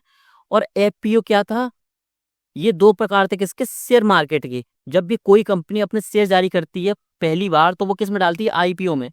फिर इसका क्या होता है, इसका जो क्रय या विक्रय होता है वो किस में होता है, एफपीओ में होता है, यानी फॉलो पब्लिक ऑफर। अब आपके लिए एक शब्द है वनीला ऋण उत्पाद या वैनिला लॉन प्रोडक्ट। ये है क्या, सिर्फ इस टर्मिनोलॉजी को समझ लीजिए, ये ज्यादा कुछ महत्वपूर्ण है नहीं, सीधा सा है। अगर कोई कंपनी, सरकार या संस्था अपने ऋण वित्तीयन के लिए क्या करती है, पारंपरिक चीजों का उपयोग करती है, जैसे क्या, शेयर जारी कर देगी, किसी से कर्जा ले लेगी, तो इसी प्रवृत्ति को क्या बोलते हैं, वनीला लोन प्रोडक्ट। यानी वनीला एक सरल और पारंपरिक ऋण लोन होता है जिसमें निश्चित ब्याज दर, तय शर्तों के अनुसार भुगतान किया जाता है। इसकी अतिरिक्त विशेषताएं या तो अनुकूलन विकल्प नहीं होती, जैसे फ्लोटिंग ब्याज दर, यानी जो नई नई चीजें हैं ना आपको बॉन्ड्स में नहीं देखने को मिलती हैं, फ्लोटिंग हो रही है, ब्याज नहीं मिल रहा है, ब्याज मिल रहा है, शॉर्ट टर्म लॉन्ग टर्म, ये इसमें कुछ नहीं होता। इसमें सीधा सा होता है कि अगर आप लोन ले रहे हैं तो आपको 10% ब्याज देना है, कितना, हर महीना, और आपको 5 साल में ये लोन पटाना है, यानी वापस करना है। रणनीति क्या होती है, रणनीति वही होती है, ये आपके सामने लिखी हुई है, ज्यादा स्टाफ है नहीं ये। अब आप में से एक स्टूडेंट ने मेंटरशिप में भी बोला था कि ये थोड़ा टर्म समझ में नहीं आया कि बॉन्ड यील्ड क्या होती है। ये लिखा है आपका क्या, यील्ड। यील्ड का सिंपल सा मतलब होता है आपको कितना परसेंटेज मिल रहा है उस बॉन्ड की कीमत पर, यानी कितना आपको परसेंटेज इंटरेस्ट मिल रहा है, यानी ब्याज मिल रहा है, सीधा सा, तो उसको बोलते हैं यील्ड। आप इसको एग्जांपल से अच्छी तरीके से समझेंगे, इस चीज को अच्छी से समझे, हो सकता है अगर क्वेश्चन आया तो ज्यादातर संभावना इस क्वेश्चन के गलत होने की ही होती है, भले ही किसी ने पढ़ा हो। अब इसको ध्यान से पढ़ना है, इसको आप सभी को। तो क्या है, अब ये एक निवेशक को बॉन्ड में निवेश करने की प्राप्त होती है क्या, इसे प्रतिशत के रूप में मापा जाता है, यानी ब्याज दर है ये सीधे। तो ब्याज दर को हम ब्याज दर ना बोलते हुए क्या बोलेंगे, यील्ड बोलेंगे। एग्जाम्पल क्या है, 1,000 का बॉन्ड खरीदा, 8% कूपन दर मिल रहा है, यानी हर साल आपको कितना मिलेगा, 80 रुपए आपको मिलेगा। यहाँ बॉन्ड यील्ड कितनी है, 8% होगी, क्योंकि आपको 1,000 रुपए पर 80 रुपए ब्याज मिल रहा है।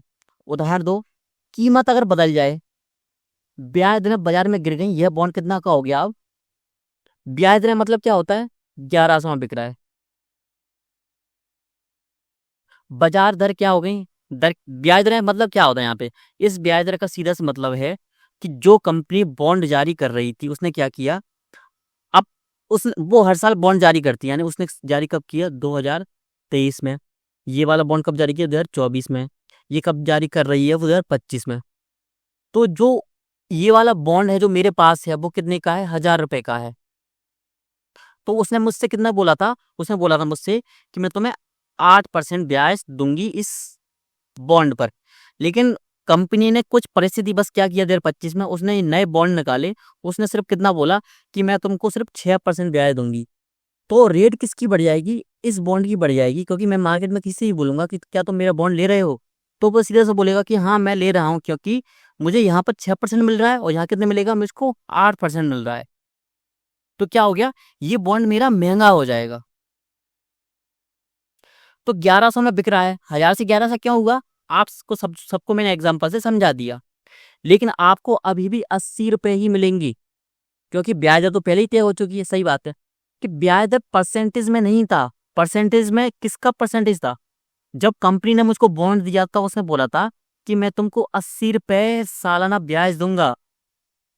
तो परसेंटेज तो मैंने इसमें खुद निकाला था कि मुझे 1,000 रुपए पे अगर 80 मिल रहा है तो मेरा कितना यील्ड है, तो मेरा है 8%। ना कि मैंने परसेंटेज से 80 रुपए निकाला, बल्कि मुझसे कंपनी ने रुपए में बात की थी कि मैं तुमको 1,000 रुपए पे 80 रुपए मैं तुमको दूंगी, यानी सिर्फ तुम्हारा ब्याज 80 रुपए होगा। भले ही तुम्हारी बॉन्ड की कीमत 800 हो जाए या तुम्हारी कीमत आपकी 1500 हो जाए, तुम्हें ब्याज 80 ही मिलेगा। तो मान लीजिए मैंने किसी व्यक्ति से कितने का खरीदा, 1,100 रुपए का खरीद लिया इसको, लेकिन मुझे अपने अभी भी कितने का मिलेगा, 80 रुपए ही ब्याज मिलेगा, सीधा सा। अब ये क्या है, यील्ड क्या हो गई, ये नकारात्मक यील्ड हो गई। यानी नकारात्मक का मतलब क्या है, मेरे लिए इसमें घाटा है। घाटा क्यों है, मान लीजिए उसकी जो अवधि थी वो कितनी थी, सिर्फ लास्ट 1 साल ही बची थी। मैंने 1100 में उसको खरीद लिया और मैंने क्या किया, उसको सिर्फ 80 रुपए में ही मैंने ले पाया उसमें फायदा। मैंने उसको कितना चुकाया था, 1100। जब मैंने इसको वापस किया बैंक को तो उसने कितने का लिया, सिर्फ 1000 रुपए का। 1000 का क्यों लिया, क्योंकि बात ही 1000 रुपए की थी, क्योंकि उस पर बॉन्ड पर 1000 रुपए ही अंकित थे, यानी लिखे हुए थे। क्योंकि सिर्फ बॉन्ड पर वो क्या दे रही थी, ब्याज दे रही थी सिर्फ, उस पर कोई भी डिस्काउंट रेट या कोई भी ऑफर नहीं था। तो मैं कॉर्पोरेट कंपनी के पास गया, मैंने बोला कि बॉन्ड ये ले लो। उसने बोला कि लो पकड़ो अपने 1000 रुपए। मैंने बोला कि मैंने तो 1100 खरीदा है। तो बैंक बोली कि मुझे क्या मतलब तुमने कितने खरीदा है, मैंने तो इस पर 1000 रुपए लिखा हुआ, तो 1000 में खरीदूंगी या बेचूंगी। तो ठीक है, मुझे कितना मिला, 1000 रुपए ये, 1000 रुपए ये और 80 रुपए वो, यानी 1080। मैंने खरीदा कितने का था, 1100 रुपए का। तो सीधा सा मतलब क्या हो गया, मेरा इसमें घाटा हो गया, यानी मेरी क्या होगी, यील्ड है वो नकारात्मक हो गई। तो यहाँ पर आप एक चीज समझ रहे होंगे, जब भी बॉन्ड की कीमत बढ़ती है तब यील्ड की कीमत गिरती है। जब यील्ड की कीमत बढ़ती है या बॉन्ड की कीमत कम होती है तब यील्ड की कीमत ज्यादा होती है। वही बात इसका उलट एग्जाम्पल देखें, 1000 रुपए का था, किसी कारणवश उस बॉन्ड की कीमत गिर गई, क्या हुआ, ब्याज दर बढ़ गई। मतलब जो नए बॉन्ड्स हैं, पहले 10% ब्याज देती थी, तो अब वो कितना दे रही, 8% देती थी, तो अब कितना दे रही है, अब दे रही है वो 10%। तो एक व्यक्ति ने बोला कि मुझसे ले लो। तो मैंने बोला मैं तुमसे क्यों लूं, जबकि मुझे नए जो बॉन्ड्स हैं उन पर ही 10% ब्याज मिल रहा है। तो इसने बोला कि एक काम करो, 800 रुपए में ले लो। क्यों ले लो, क्योंकि इसने भी फायदा उठा लिया। क्यों, इसने 5 साल पहले लिया था इस बॉन्ड को, तो 5 साल में इसने क्या ले लिया, 80 रुपए हर साल लेता है वो। तो 8×5 = 40, यानी 400 रुपए ये प्राप्त कर चुका है। 800 मुझसे ले लेगा, यानी इसने टोटल कितना कमाई कर ली, 1200। खरीदा कितने का था, 1000 रुपए का। तो इसको तो फायदा हो गया। इसने बोला कि तुम 800 का ले लो। मैंने कि ठीक है, मुझे 1000 रुपए का मिल रहा था, कहाँ पर, बैंक से, तो मैं कितने का ले लूंगा, 800 रुपए का ले लूंगा। इससे हुआ क्या, मुझे 80 रुपए ही मिलेंगे, किस पर, 800 रुपए पर। जबकि मुझे 1000 रुपए खर्च करने पर कितने मिल रहे थे, 10% मिल रहा था ना, तो मुझे कितने मिल रहे थे, या आप मान लीजिए 1000 रुपए 90 रुपए मिल रहे थे। 1000 रुपए पर मुझे 90 मिल रहे थे, लेकिन मुझे 800 पर ही कितने मिलने लगे हैं, 80 मिलने लगे हैं, यानी मैं इस पर फायदे में हूँ। तो सीधा सा एक लाइन में अगर आपको लिखना हो, बॉन्ड की कीमत बढ़ती है, यील्ड की कीमत या यील्ड गिरती है, यील्ड नकारात्मक होती है। बॉन्ड की कीमत गिरती है तो यील्ड बढ़ती है या सकारात्मक होती है। तो आप समझ होंगे बॉन्ड यील्ड क्या होता है, YIELD। अब इसके प्रकार क्या होते हैं, इसके प्रकार होते हैं, 4 प्रकार की होती है। अब करंट यील्ड क्या होती है, कि मौजूदा बाजार कीमत के आधार पर सालाना रिटर्न मिलता है, यानी मौजूदा बाजार कीमत के आधार पर क्या मिलता है, सालाना हमको रिटर्न मिलता है, यानी हर साल हम इस पर क्या ब्याज ले सकते हैं, सीधा सा।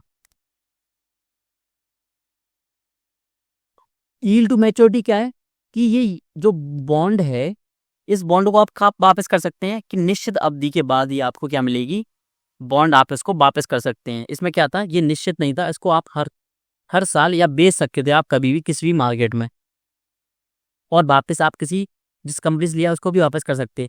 यील्ड टू कॉल क्या है, अगर बॉन्ड समय से पहले वापस हो जाए, यानी मैं चाहूँ तो इसको वापस कर दूं किसी कॉर्पोरेट कंपनी से, और किसी कंपनी ने या बैंक ने या सरकार ने बोला कि मेरा बॉन्ड मुझे वापस करो, अब मुझे पैसा वापस करना है, तो ये क्या होता है, यील्ड टू कॉल, यानी कॉल करने पर ही आपको यील्ड वापस करनी है, या आपको खुद से भी वापस करना है।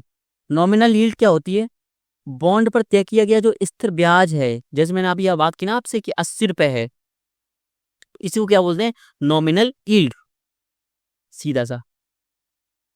अब ये क्या होती है, नेगेटिव यील्ड, मैंने आपको बता दिया है कि ऐसा बॉन्ड जिसमें निवेशक मेच्योरिटी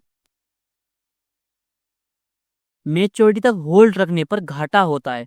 कैसे घाटा होगा, मैंने आपको एग्जांपल दिया था ना, कि उस एक व्यक्ति ने 1100 खरीदा, लास्ट 1 साल बचा था, कि हुआ क्या, कि 80 रुपए तो उसको मिल गए, लेकिन फिर उसको वापस करना पड़ा। क्यों, क्योंकि उसकी मैच्योरिटी थी वो खत्म हो गई थी बॉन्ड की, कि 6 साल का था, लास्ट 1 साल बचा था, तो उसने क्या किया, उसको जमा करना, जब जमा करने गया तो 1000 रुपये का वापस हुआ, 80 पर उसको लोन मिल, इसको ब्याज मिल गया था, इसलिए इसको क्या हुआ, 20 रुपये का घाटा हो गया। इस घाटे से क्या होगा, इसको बोलेंगे नेगेटिव यील्ड बॉन्ड।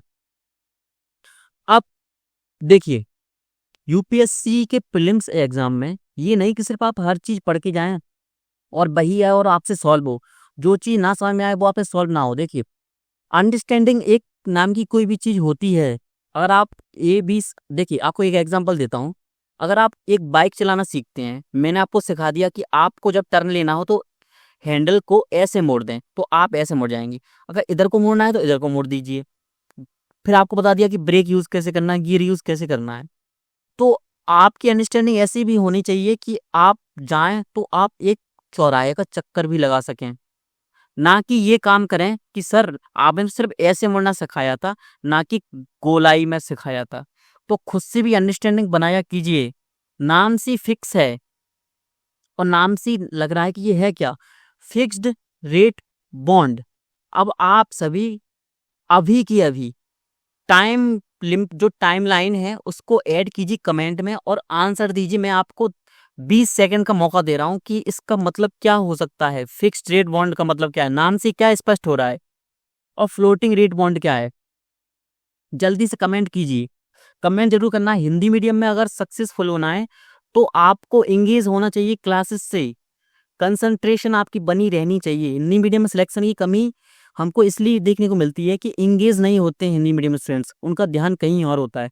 तो जल्दी से कमेंट कीजिए कि फिक्स्ड रेट बॉन्ड क्या है और फ्लोटिंग रेट बॉन्ड हो क्या सकता है, नाम से क्या स्पष्ट हो रहा है। जल्दी से, आपके पास 10 सेकंड है, लास्ट 20 सेकंड ले लीजिए, और क्या ज्यादा से ज्यादा, जल्दी जल्दी से कमेंट कीजिए। और मेंटरशिप प्रोग्राम के जो भी स्टूडेंट्स हैं उनको जरूर, अगर क्लास देख रहे हैं तो उनको जरूर क्या करना, कमेंट करना है। भले ही गलत कर दीजिए, बाद में हम आपको बता देंगे, फिर उसको ठीक कर लीजिएगा। अब ठीक है, आप अब देखिए फिक्स रेट बॉन्ड क्या होता है। फिक्स का सीधा सा मतलब क्या होता है, बॉन्ड का क्या है, फिक्स है कि 1000 रुपये का है तो 1000 में ही मिलेगा, मतलब वापस होगा 1000 रुपये में। फ्लोटिंग क्या है, फ्लोटिंग का सीधा मतलब क्या होता है, मुद्रास्फीति इसमें क्या होती है, शामिल होती है। यानी इसमें अगर इंटरेस्ट बढ़, यानी मुद्रास्फीति या आपकी क्या इन्फ्लेशन बढ़ रही है तो उसके पर भी क्या होगा, जो क्या बॉन्ड की कीमत है उसमें चेंज होंगी, यानी बढ़ेगा घटेगा, ऐसा हो सकता है सीधा सा। तो उसको बोलेंगे फ्लोटिंग। फ्लोटिंग का सीधा मतलब क्या है, तैरना, कि चीज जो आपका बॉन्ड है वो क्या हो रहा है, ऐसे हो रहा है, ऐसे। और फिक्स्ड का मतलब क्या है, सीधी सी आपकी लाइन चल रही है। अब मूर्त और अमूर्त परिसंपत्ति क्या होती है, यानी टेंजिबल, यानी आपका क्या, टेंजिबल और इंटेंजिबल। ये आया हुआ क्वेश्चन भी है, मैंने आपको पीवाईक्यू में सॉल्व करवाया था। टेंजिबल क्या होता है, जो परिसंपत्तियां दिखती हैं, और जो इंटेंजिबल क्या होता है, जो परिसंपत्तियां नहीं दिखती। उदाहरण क्या है, उदाहरण समझेंगे आप, जमीन, इमारतें, मशीनरी, वाहन। अमूर्त संपत्ति क्या होती है, ब्रांड, कि पूमा ब्रांड है तो ब्रांड कभी दिखता थोड़ी है। आप बोलेंगे दिखता तो है, जो उसके ऊपर लगा रहता है पोस्टर के ऊपर पूमा का स्टिकर, वो उसका लोगो है, ना कि ब्रांड है। पेटेंट, पेटेंट का कागज होता है, पेटेंट दिखता थोड़ी है। जैसे मैं आपको एग्जांपल दूं, मैं आपसे बोलता हूँ गिनती, आपको जब हम क्या सीखते हैं, पहाड़े सीखते हैं, गिनतियां सीखते हैं, तो हम क्या बोलते हैं, एक। लेकिन एक है क्या, दिखा कभी, ये तो उसका क्या है, संकेत है एक का। लेकिन एक है क्या, एक कुछ नहीं है, हमने क्या किया, इमेजिन किया है हर चीज को, सीधा सा। उसी तरह से क्या होता है, अमूर्त परिसंपत्ति यही होता है, ब्रांड, पेटेंट, ट्रेडमार्क, कॉपीराइट, सीधा सा। ये पूछा गया क्वेश्चन कब, 23 में। मूल्य में बदलाव समय के साथ घट सकता है, समय के साथ बढ़ या घट सकता है, दोनों, क्योंकि परिसंपत्ति में हमेशा डेप्रिसिएशन होता है। बढ़ भी सकता है, इसमें यही लिख दीजिए, बढ़ भी सकता है, बढ़ भी सकता है। बाजार में बिक्री आसानी से खरीदी बेची जा सकती है, कानूनी प्रक्रिया की जरूरत होती है। बाकी ये आप पढ़ लीजिए, सिंपल सा कॉन्सेप्ट है। अब आर्बिट्रेज क्या होता है या आर्बिट्राज क्या होता है, सीधा सा मतलब है, मैं एक ऐसा निवेशक हूं कि मुझे डर रहता है जोखिम का, यानी मैं जोखिम लेना ही नहीं चाहता, तो मैं क्या करता हूं, इस दुकान से क्या कर, मान लीजिए ये 2 दुकानें हैं, इस पर मिल रही है क्या हमको 10 रुपए की ब्रेड का पैकेट मिल रहा है, और जो ये व्यक्ति है ये कितने का बेच रहा है, 15 रुपए का। मैंने इससे बात की, क्यों तुम 15 का क्यों बेच रहे हो, तो ये बोला मुझे 12 का ही मिल रहा है, तो 15 का तो बेचना पड़ेगा फायदे के लिए। मैंने इससे पूछा कि तुम सस्ता क्यों बेच रहे हो, इसने बोला कि मुझे 8 रुपए का पड़ रहा है। कारण कई हो सकते हैं कि इसकी फैक्ट्री लगे, इसकी फैक्ट्री लगे, तो मैं क्या करूंगा, 10 रुपए का ब्रेड का पैकेट इससे खरीदूंगा और इसको बेच दूंगा। इसी को क्या बोलते हैं, आर्बिट्राज, यानी बिना जोखिम की लाभ कमाने की रणनीति। तो मेरी रणनीति क्या है, इससे खरीदूंगा, इससे बेच दूंगा। मुझे 100% पता है कि इसमें मुझे लाभ ही होना है, मुझे कोई घाटे की गुंजाइश है ही नहीं। इसका सबसे बड़ा एग्जाम्पल हम कहाँ देखते हैं, इसका सबसे बड़ा एग्जाम्पल देखते हैं हम, आपको पता है BSE बॉम्बे स्टॉक एक्सचेंज, और आपका NSE यानी हो सकता है निफ्टी, इसको निफ्टी भी बोलते हैं ना, निफ्टी स्टॉक एक्सचेंज, कि इस पर कोई शेयर की कीमत 1000 रुपए हो, इस पर 1020 हो, तो मैं क्या करूंगा, इस शेयर को खरीदूंगा, यहाँ बेच दूंगा, तो मैं सीधा सीधा कितना का लाभ हो गया, 20 रुपए का लाभ हो गया। अब आप सभी के मन में क्वेश्चन आया होगा कि सर ये काम सभी क्यों नहीं करते। सभी इसलिए नहीं करते क्योंकि इस पर जो अंतर होता है वो ज्यादा नहीं होता, हो सकता है 2 रुपए का या 2.5 रुपए का अंतर हो। तो जो लोग ज्यादा पैसा लगा सकते हैं, यानी 1000 करोड़ रुपए का इन्वेस्ट कर सकते हैं, 1000 करोड़ रुपए का इन्वेस्ट कर सकते हैं, तो उनको तो ज्यादा लाभ होगा।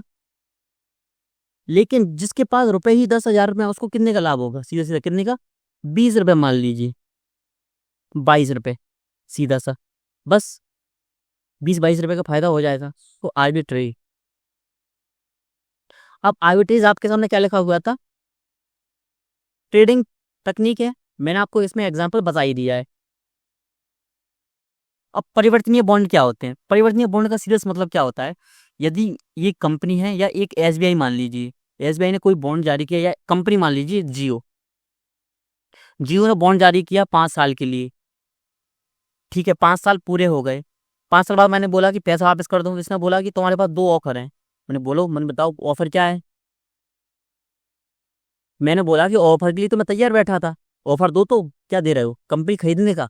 बोला नहीं, कंपनी खरीदने का नहीं, तुम एक काम कर सकते हो, क्या कर सकते हो, इस बॉन्ड को तुम शेयर में चेंज कर सकते हो, यानी इसमें तुम शेयर में चेंज कर सकते हो।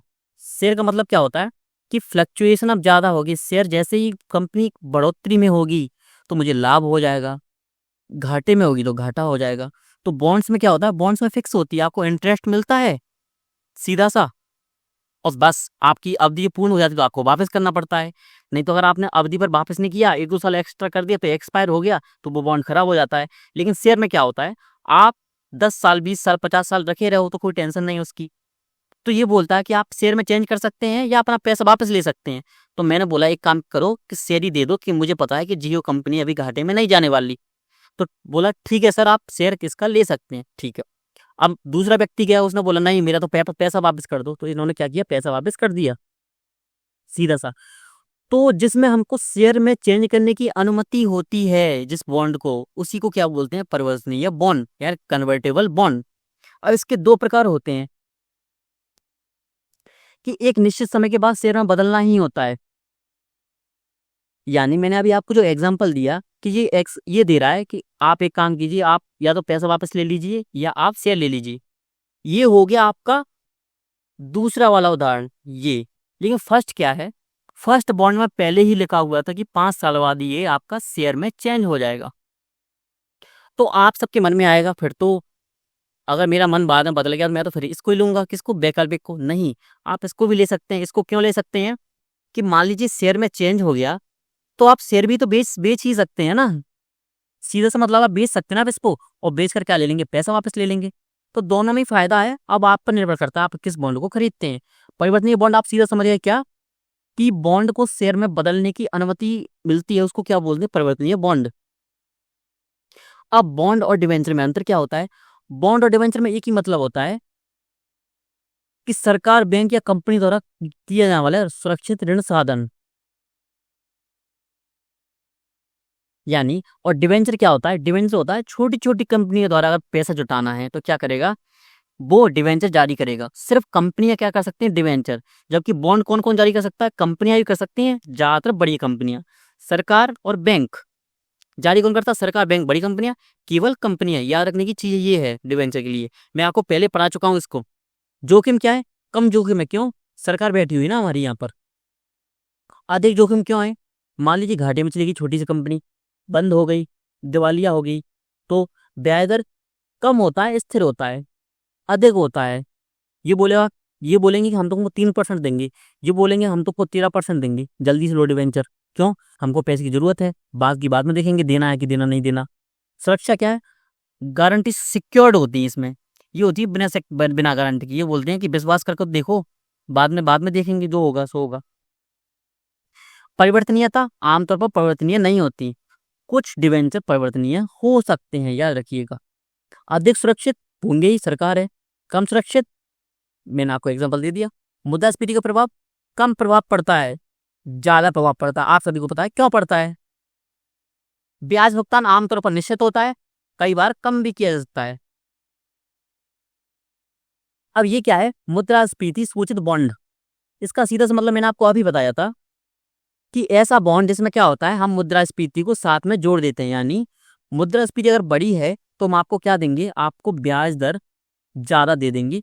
मान लीजिए मैं एक कंपनी हूं, मैंने बॉन्ड जारी किए, आपने मुझसे कितने खरीदा? 1000 रुपए का बॉन्ड लिया एक, मैंने बोल दिया मैं आपको 2.5% जो आपको ब्याज दे दूंगा।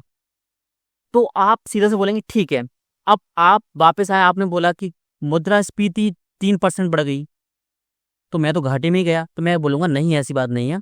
मुद्रास्फीति अगर 3% बढ़ गई तो मैं एक काम करता हूँ, आपको 4 या 5% आपको ब्याज दे देता हूँ। यानी कोई बॉन्ड जो मुद्रास्फीति के साथ क्या होते हैं, संलग्न होते हैं, समायोजित या एडजस्ट होते हैं, इसी को क्या बोलते हैं? मुद्रास्फीति सूचित बॉन्ड, यानी इन्फ्लेशन इंडेक्स्ड बॉन्ड्स, IIVs होते हैं। इससे क्वेश्चन पूछा जा चुका है इसको, इसलिए इसको अच्छे से याद रखिएगा। बाकी अंडरस्टैंडिंग मैंने आपकी बहुत अच्छी बनवा दी है इकोनॉमी को लेकर। अब इकोनॉमी कॉन्सेप्ट कैसे होते हैं वो आपको क्वेश्चन सॉल्व करके समझ में आएगी कि अंडरस्टैंडिंग आपकी कितनी बन रही है। तो PY को सॉल्व करते रहिए। तो ठीक है, आपकी क्लास यहाँ पर समाप्त होती है। थोड़ी सी लंबी क्लास हो गई थी आपकी, लेकिन आपकी 1 या 2 क्लासेस और बची हैं, तो फिर आपकी इकोनॉमी पूरी तरीके से खत्म हो जाएगी। इसके बाद हम क्या करेंगे? PD 365 की 1 या 2 क्लासेस ले लेंगे। इससे क्या होगा? आपका करंट अफेयर्स भी खत्म हो जाएगा। तो इकोनॉमी की जो हमारी जो दायित्व था, जो कर्तव्य था, वो हमने पूर्ण किया।